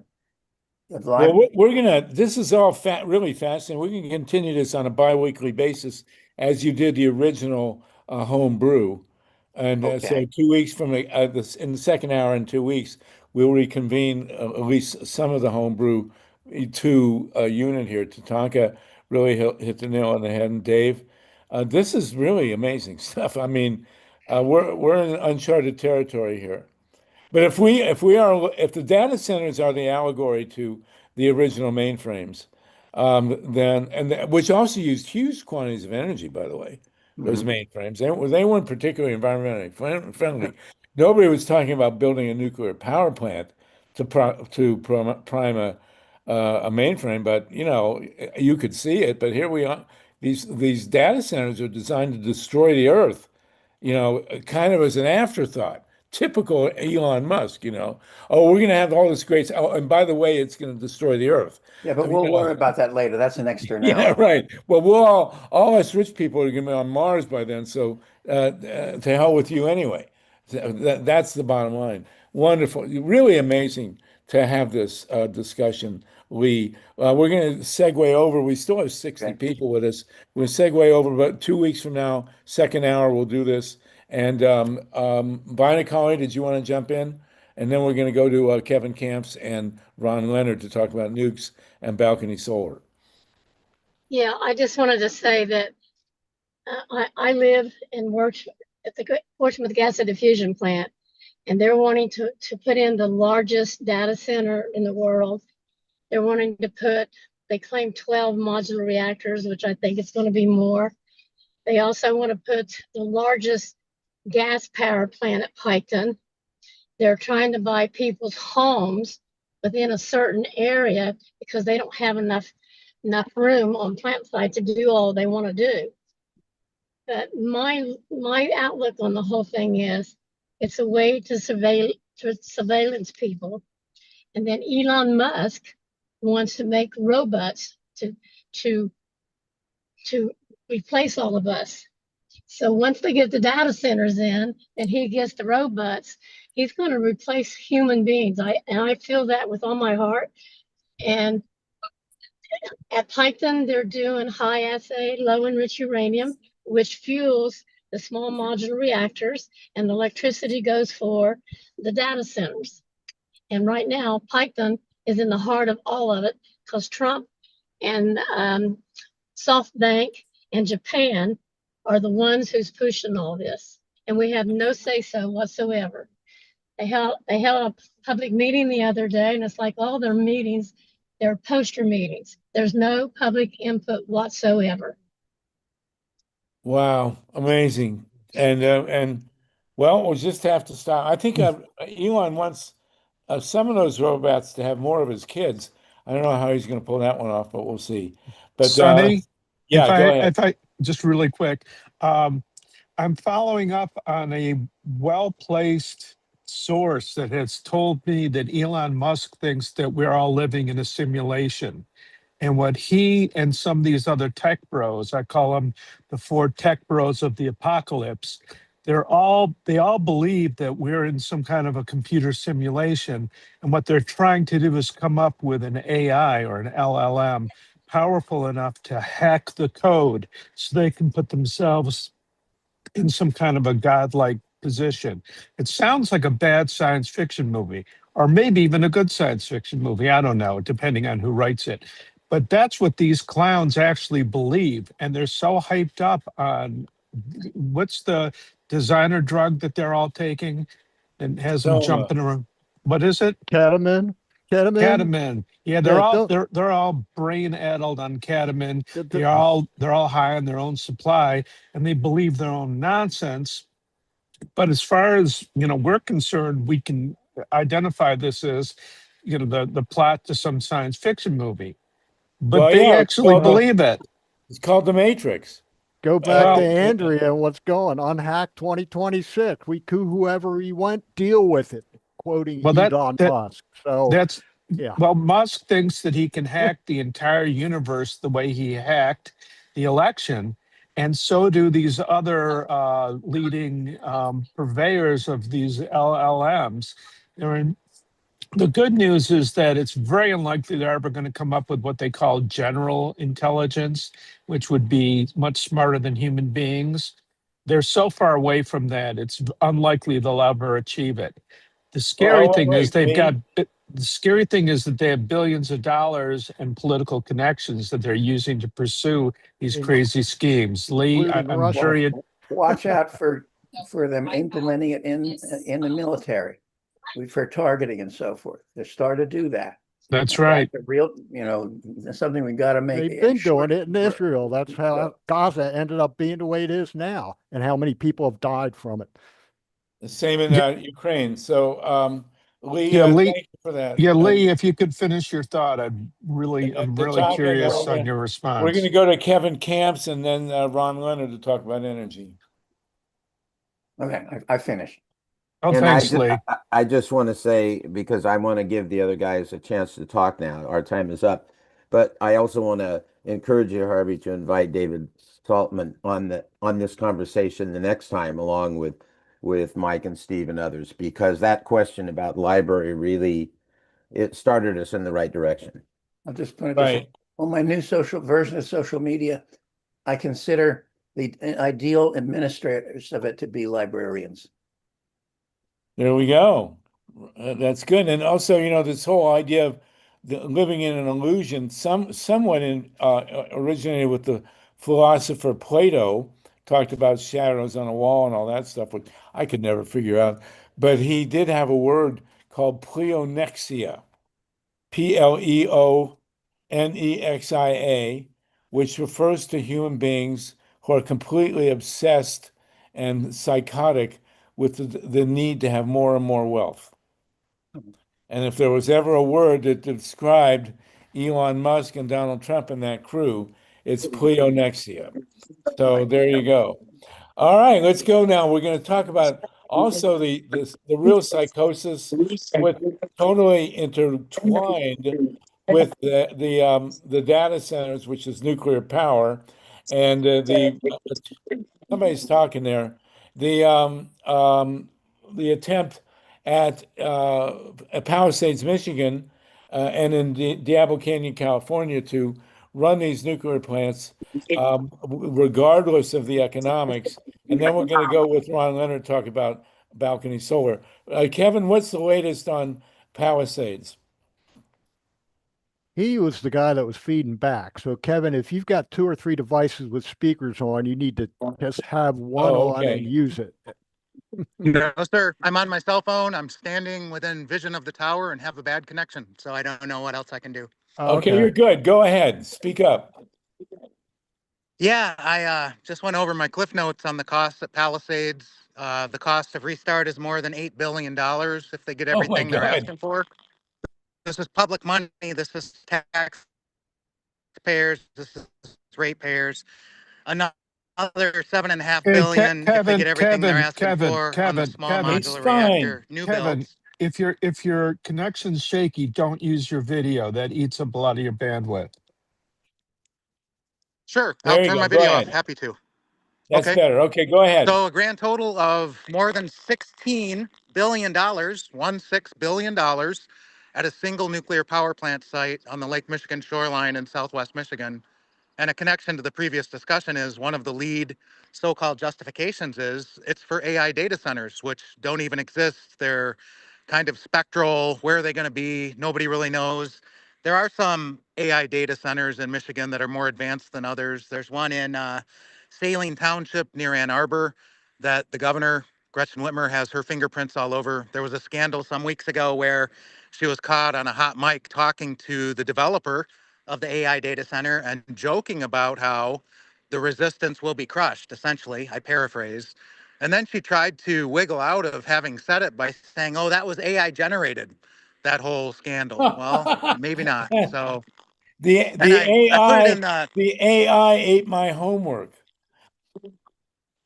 I put it in the chat that I just visited Ashburn, Virginia, which is in Loudoun County a couple days ago. I'd heard about it, but I'd never seen it with my own eyes. One of the greatest concentrations of AI data centers in the world, going back many years now, 200 AI data centers concentrated in one county, especially in one town just outside of DC. So it's feeding, corporate America, it's feeding the federal government, the nerve center of the empire, so to speak.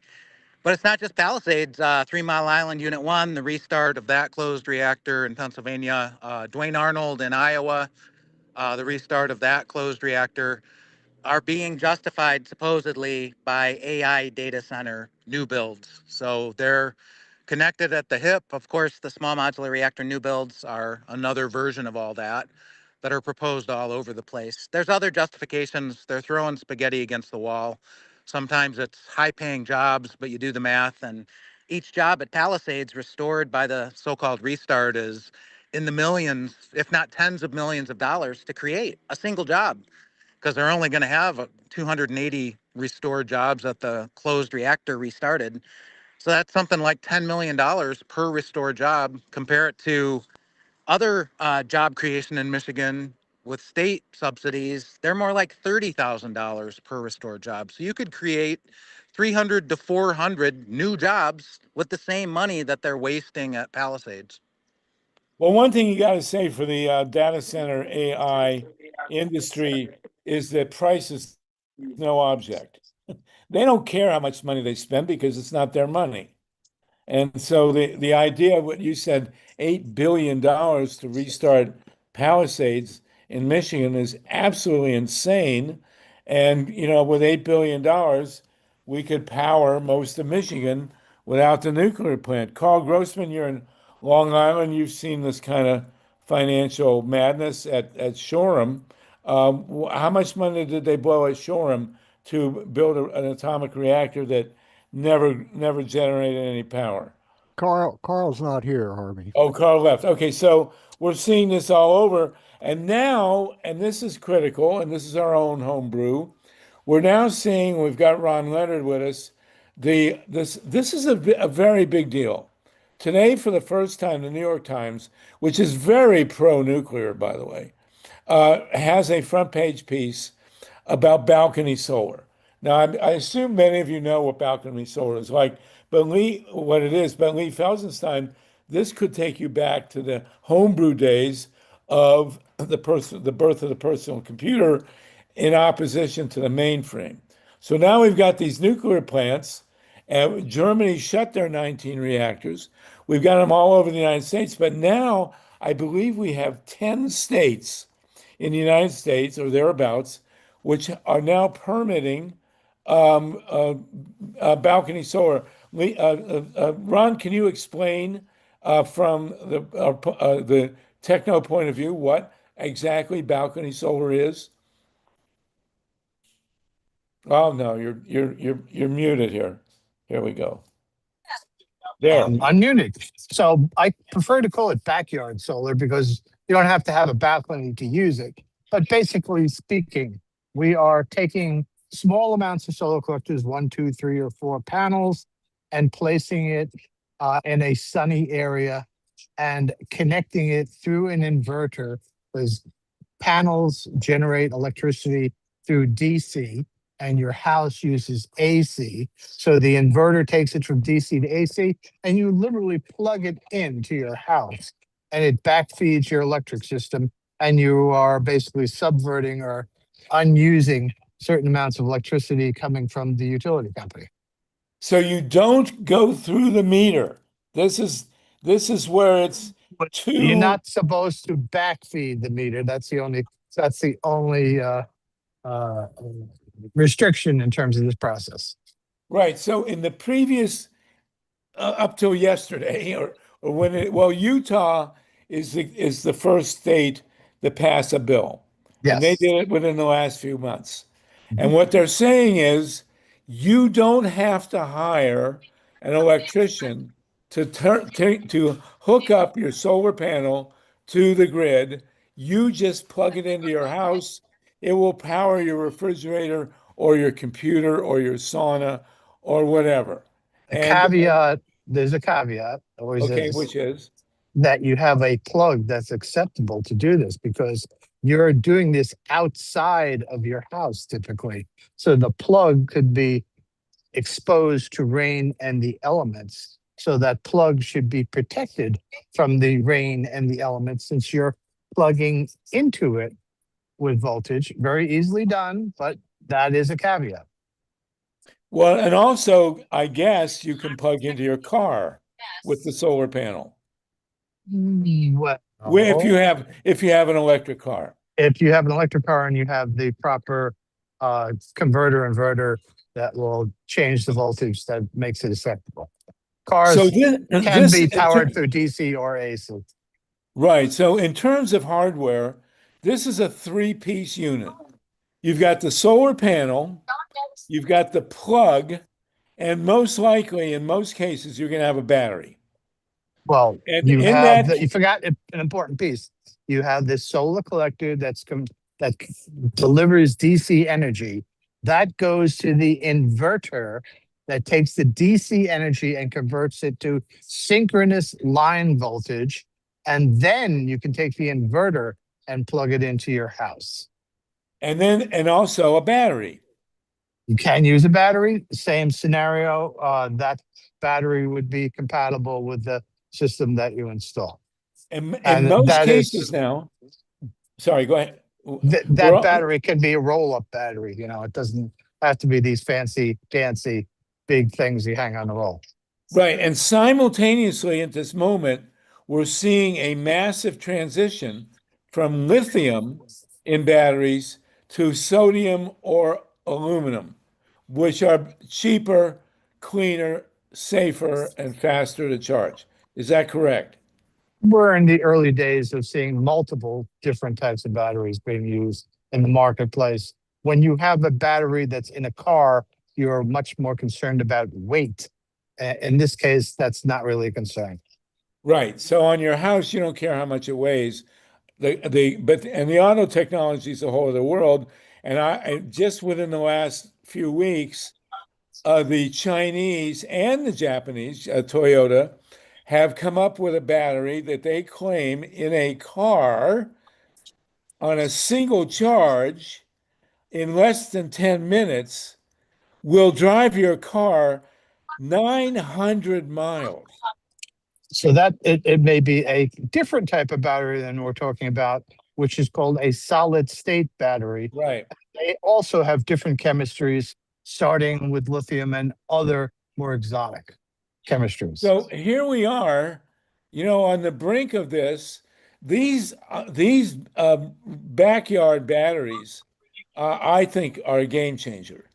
I Well, mean, the interesting part of this, Harvey, is that whether it is a backyard system or just a solar system with a battery, we see in Vermont that has been the major source of external power into the Vermont grid, and that has saved the grid, just like the grid in California was saved by solar with 2 or 3 million people with solar on their roof, and the grid was going to fail at 7:30 at night, but it didn't because those battery systems existed.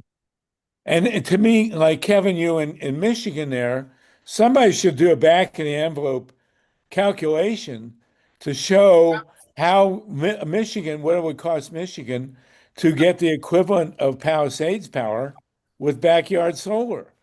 I Well, we bet have that done it's those way cheaper, calculations for New York and California. way cheaper. Million, well, I won't say a million times cheaper, but 1,000 times. I mean, I don't know. I mean, that we need those numbers. Lee Felsenstein? Just a note as an electrical engineer, the Utah law did something important, which was to say you can have it yourself if you want, but you can't feed power back to the grid, which is easy to do. In other words, it's easy to make sure the inverter won't do that, I'll put it that way, by the construction of the inverter. And that's what you're doing is relieving load at your house. Right. And you can put a battery there and you can, do it at night and whatever as you wish. Running the meter backwards, feeding external loads, that's a different matter. And, there's usually the power companies don't like you to do that.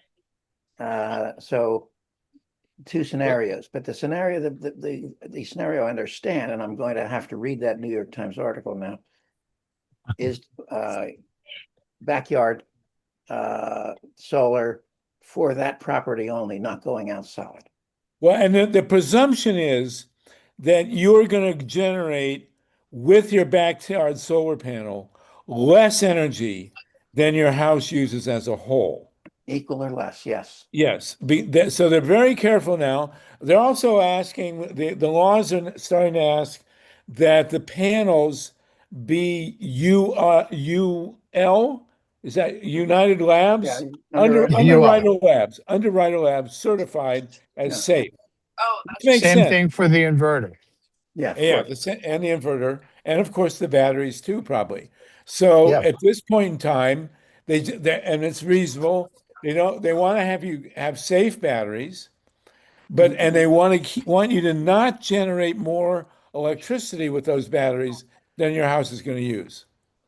Yeah. Now, on that, if you look at the article on that calculation, most people are seeing a 3 to 7 year payback. In other words, you'll spend less than $2,000 on your hookup. I don't know where what stuff's coming from. So less than $2,000 you're going to spend on the hookup. You're going to save maybe $100 a month or more, but not much more.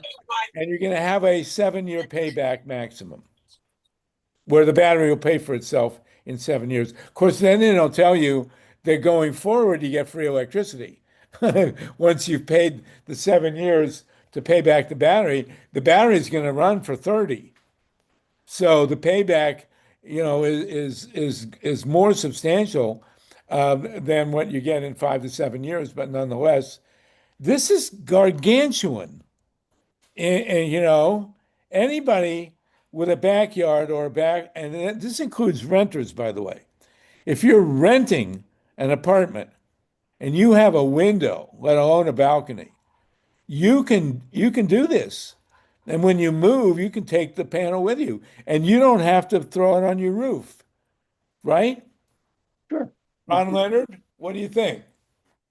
Ron, we were getting feedback from you, I so know. I muted I you. moved. I moved. So, Okay, so Ron, the bottom line here is that these panels. Now, you told me that Trump is now saying that the inverters have to be American made. What about the panels? what we are hearing this is not confirmed, is that there is a adoption of a proposal starting in a couple of weeks that will make it uneconomic to bring in panels from China, so to speak, both because there is a concern of federal government of an acronym called FIAC, foreign entity of concern. In other words, something made outside the United States hooked up to our grid, and they're going to make it uneconomic for you to buy panels or inverters. The inverters are more a restriction, and that will start this summer. Good news is we have enough production in the United States, 60 gigawatts of solar panels and plenty of batteries. So that should not pose a problem with the rapid adoption of all this technology. You know, let them be made in the US, for God's sakes. And same with the inverters. And you're talking about an expenditure in the range of $2,000 or less. Is that right, Ron? Oh, now you're now you're muted. No. There. Here No. we go. There, yeah. Typically, yes, that installation is going to be 2 solar panels to 4 solar panels. So a solar panel could be 300 to 500 watts. So yes, that will be a correct dollar assumption. I mean, it's mind-boggling. And basically, every panel, basically in the 1,500 $2,000 range, will have enough power to keep your refrigerator and your computer going, and then maybe some of your AC. And if you've got LED lights, that's a given. That's not much of a problem, really. So you can, with a solar panel, in the range now of power that under $2,000, you can make sure that your refrigerator, you don't lose your refrigerator under any circumstances, and you can play video games and run your computer, and that's then maybe your AC and maybe some heat and certainly your lights. Is that right? Is that reasonable? It's pretty reasonable. Don't overestimate the capability of a few solar panels to power a house, which generally needs a constant load of 5 kilowatts. But yes, the essentials can be covered. And so, you know, and then the next comes the car. And if anybody follows YouTube the way I do, I'm seeing these videos about electric cars. Basically, Toyota, which is essentially an American made. They make all their cars in America, and so it avoids the tariffs. And I'm telling everybody, do not buy a car for the next 3 years, because in 3 years, I predict, and this sounds crazy, but you will be able to buy for less than 30 grand a substantial automobile, a Corolla, you know,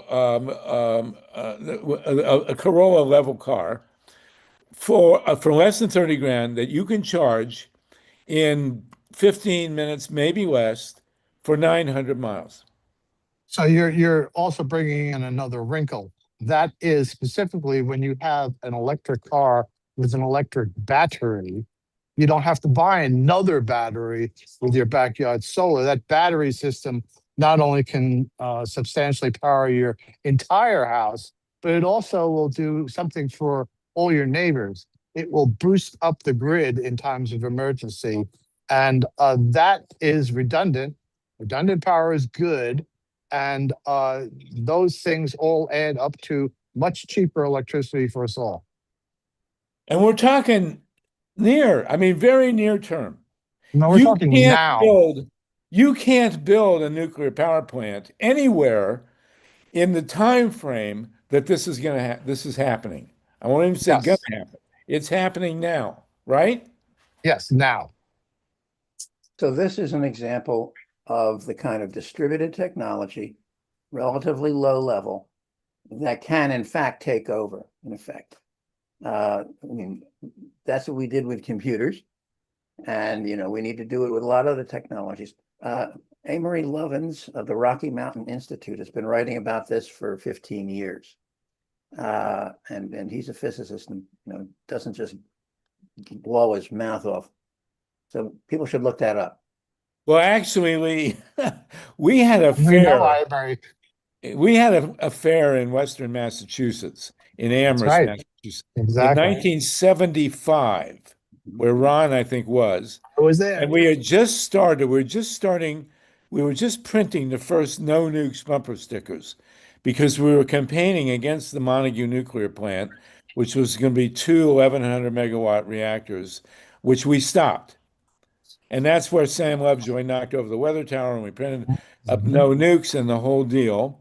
And at the Toward Tomorrow Fair, Amory Lovins, who was then a professor at UMass, no, Amherst, one of them, Amherst said basically, first of all, he predicted hybrid cars. It was the first anybody had ever heard of hybrid cars. And then he said, this kind of thing is going to happen and we will have a green powered Earth. Now, I recently talked to Amory and I asked him if he could have predicted the speed and the price and the depth of what we have now. And he said, no, it's really ahead of expectation. The technology of renewable energy, the speed and the cost and the power is way beyond expectation. I mean, we are really ahead of the curve here. And that's what to expect. So, so here we are. So I'm assuming that we'll find similar stuff with AI, so that we can stop these insane data centers, which are perfectly designed to kill us all. Ron, are you trying to speak, Ron? Anyway, so there you go. Anybody else want to jump in here? I mean, to me, this stuff is mind-boggling. And if you're not watching these videos on YouTube at night, the cars, the batteries, the solar, the ecological stuff, it's all truly amazing. And there you go. That's way back when. That's Graham Nash and Joni Mitchell there on the bottom left.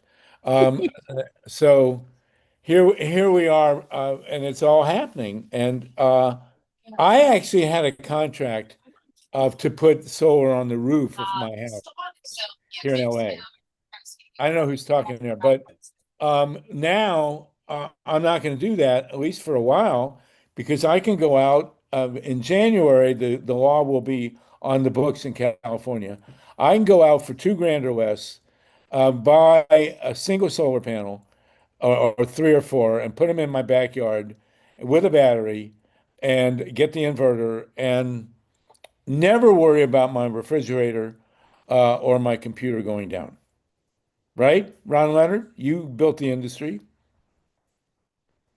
Only partially by hand.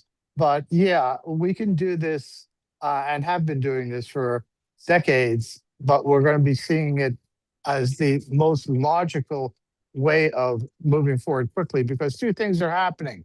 We're seeing agentic computing, which means that you can run an AI model, a actual program on your computer at home, and that will be rather cost efficient and actually sort of energy efficient.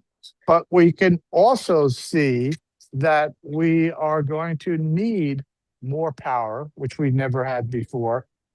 Power loads have been sort of flat for the last decade. This is now going to go up no matter what, with electric vehicles, larger computer systems that are not going to be as prolific as we thought, but also people using more electricity at their home. And the way to do this, the way to move forward quickly, is factually renewable energy, because if you wanted to buy another big power plant that I was installing in the 1980s in the New York grid, you would be able to buy one in 2031. It's just not functional to do that. It doesn't make sense to do that. And we know what the alternative is now. Yeah, and it's here, and this really is a total game changer, like Homebrew 1. And so what we need to have it simultaneously in energy and in computing. And so we need to stop these insane data centers and stop these crypto nukes, which are completely insane. And we're not talking about hyperscale data centers, we're talking about distributed data centers. Is that right? Yeah. So there you go. I mean, if they want to make crypto, they can get a solar panel in their backyard and make a bunch of crypto and sell. Not too many people making crypto anymore. I think the What's sun's that? going to go ahead. Not too many people making crypto anymore. The economics are bad. Yeah. Yeah, it's too unstable. There's nothing. I mean, what labor is put into making crypto? None. Not a computer with electrons doing whatever, right, Lee? I mean, you have Voyager going out of the solar system running on 68 kilobytes for how many years? Well, how long's that been going, Lee? Since Well, since they 1960? launched it. Yeah. Well, but And well, and one of the things I talk about in regards to this new distributed technology involves using the same software called Forth that the Voyager's been using in these little modules and so forth. And the programmers I talk to, their eyes light up when I tell them about that. They know Forth and they say, "Hey, wow, yes, it's fun." You can't get anybody to do some of the languages for the government servers anymore because it's so out of date. But I've had it in college.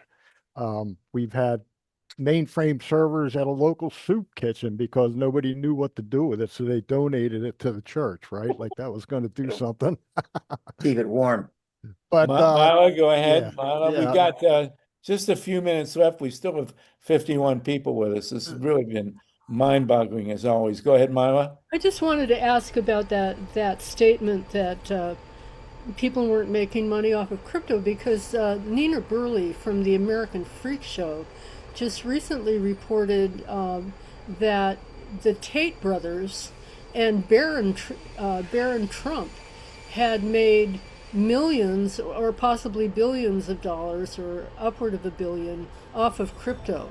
So I think that the big players or the 99, the 1% or whoever, they are cleaning up on crypto. But they do. They short sell everybody, and then if the FEC was worth its salt anymore, they crack down on this stuff, or the SEC. But it's not being done. Go ahead, Lee. But Trump made all that money out of taking a percentage off the top. So unless you're in a position to do that, you're on the bottom. Right. So that's where the money's made. So it's all bubbles and pump and dump. Right. Well, oh, go ahead, Tatanka, go ahead. Yeah, as everybody heard about one of Trump's latest, she put in $100,000 a month into his list, and you can get insider trading on everything he's going to do ahead of everybody else. Right. Social media, that's it. Well, clearly one of the functions of the Iran war for Trump is to give him the opportunity to have a daily press briefing, ostensibly about the war, but where he manipulates the market with various announcements, and which he knows. And I guess if you spend $100 a month, you can get the pre-briefing from Donald Trump, so you can play the market, right? Well, he's a slasher. He loves corruption, and he's upfront about it. Well, he Corruption has or a us. term. He has a term for the rest of us, which he coined at Normandy. He was at, I think it was Normandy, but somewhere in Europe, at a graveyard of Americans who had been killed fighting in World War II. And he referred to them all as suckers and losers. And that's the rest of us, right? That's who's the American public. And that if you're making money on crypto, you got to make it from somebody. So, who's losing the money The that's suckers and funding. the losers. No, Right. protect your idealism and protect your wallet. Really. All right, you guys, this has been magnificent. Does anybody else want to join in? We're at 4:10 and we can go toke up early. Great to have you with us, Lee, Tatanka, MYLA. Kevin, did you want to jump in with anything else on nukes? Kevin Camps, are you still there? Let's see. I am trying to put together a group to price out Diablo Canyon. I do want to emphasize that everybody should know that Donald Trump, all nuclear power, health, and safety regulation is now totally in the hands of Donald Trump. The Slaughter decision, aptly named by the U.S. Supreme Court, gives Donald Trump sole power to fire any member of any regulatory commission without cause. That means that anybody in the NRC who's going to dare step up and say there's a safety problem at a nuclear plant is going to be instantly out of a job, if not worse. So there you go. Eric Lazarus, you haven't spoken, and then MYLA. Very quickly, Eric, and then MYLA. Kevin's and we're unmuted done. too. And I'll unmute you, MYLA. Eric, did you have any? Oh, and Heidi's here. Eric, did you want to say anything? Yes, I do. I have a really cool announcement. Are people at all familiar with the FAFO group that Larry Krasner has put together? The Group on Federal Overreach is a group of prosecutors. I'd like to bring some of them to a future meeting. They're working together to try to make it clear to ICE agents that if they do things that are illegal, that they can be prosecuted at the state level. And of course, Trump can't. Yes. Yeah, there we go. Okay. So I'm doing some work with them. People can come to actionthisday.org. We're having a meeting on Thursday, working on how people and their university network can support those prosecutors and get other prosecutors to agree, at least around election, that they will prioritize adherence to election law. Thanks so much. What was the other Thank you, website? Eric. Act in this day. Is that what it was? I'll stick it in the chat. Action this day. We have a series of conversations about how to use your university and other networks to support freedom and democracy and rule of law. Stick it in the chat. Okay. Thanks so much. Thank you, Eric. We appreciate it. Oh, sorry, Harvey. I just noticed that Kevin did unmute. So I think he has something to say. And I also, Michelle Anonymous posed this question in the chat. Are solar panels safe for animals such as birds and cats? Can the panels electrocute anyone, human or animal? So that's a question from Michelle Anonymous, and I know that Kevin's ready to chime in about nuclear. Kevin, go ahead with that. Heidi, and I think Ron can answer that question, and then we'll be done. Kevin, go ahead. Yeah, I just wanted to give an update on Palisades that the risks to health, safety, security, and environment are now kind of real because they're going to load fuel as early as next month. They're saying they're going to restart as early as November. They have to restart by March or else they'll violate their contracts with the power purchasers, who are rural electric co-ops in Michigan, Indiana, and Illinois. Just to underline the fact that it's not just the monetary costs, but the uncharted safety risks are now very real. Wow. Thank you for that, Kevin. Heidi, and then MYLA, did you want to say something further, or you're good? I'm good. Did I not? Okay, Heidi Vertauer, and then we're gonna rock and roll here. Yeah, I just wanted to say that when you said that Trump is totally in charge of any nuclear thing, to me that's like red flag, like everybody should be on deck. Is there anything that we can do about this? Yeah, get more backyard solar and you know, totally undercut the demand. And we need a study to show in Michigan and in California what an economic disaster these reactors are, because they are just bankrupting everybody. The reason electric rates are so high in this country now are because of nuclear power plants, you know, along with coal, oil, and gas. King Kong, coal, oil, nukes, and gas. But this is an economic disaster, and we think, talk with Greg Palast about this, that we can put out a study that will hopefully put this technology, this nuclear technology, to rest. But yes, Donald Trump has direct financial interests in the nuclear power industry, and he is essentially the sole regulator of the industry. So is there a way that we can do some really short little TikTok-y type things to get out there so that people know about this maybe after this thing comes out? Yeah, you know, please do it. I'm, you know, I'm 80, so I'm I don't effectively know banned anything from about TikTok, so TikTok. So, but we have it here. Heidi, that's it. Howie Hawkins, thank you and Vinnie for your discussion on Ukraine. I'm still with 100% with Ukraine and cannot stand Putin. My God. And Lee, your insights here are really fantastic. We're at an interesting spot here.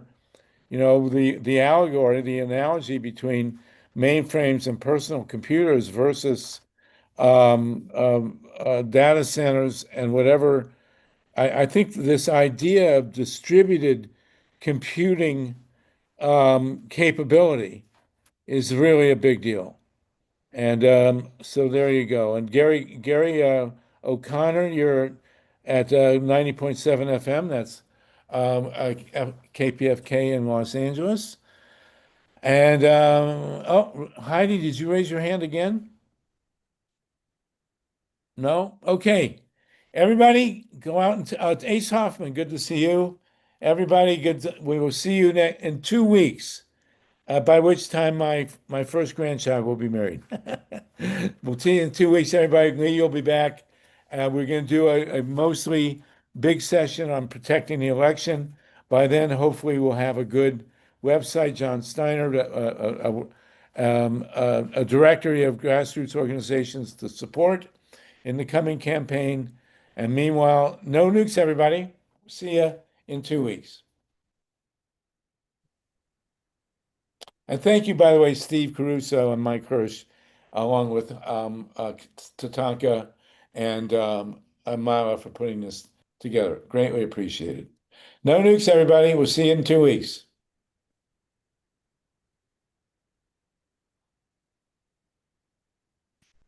Take care, everybody. Stay safe.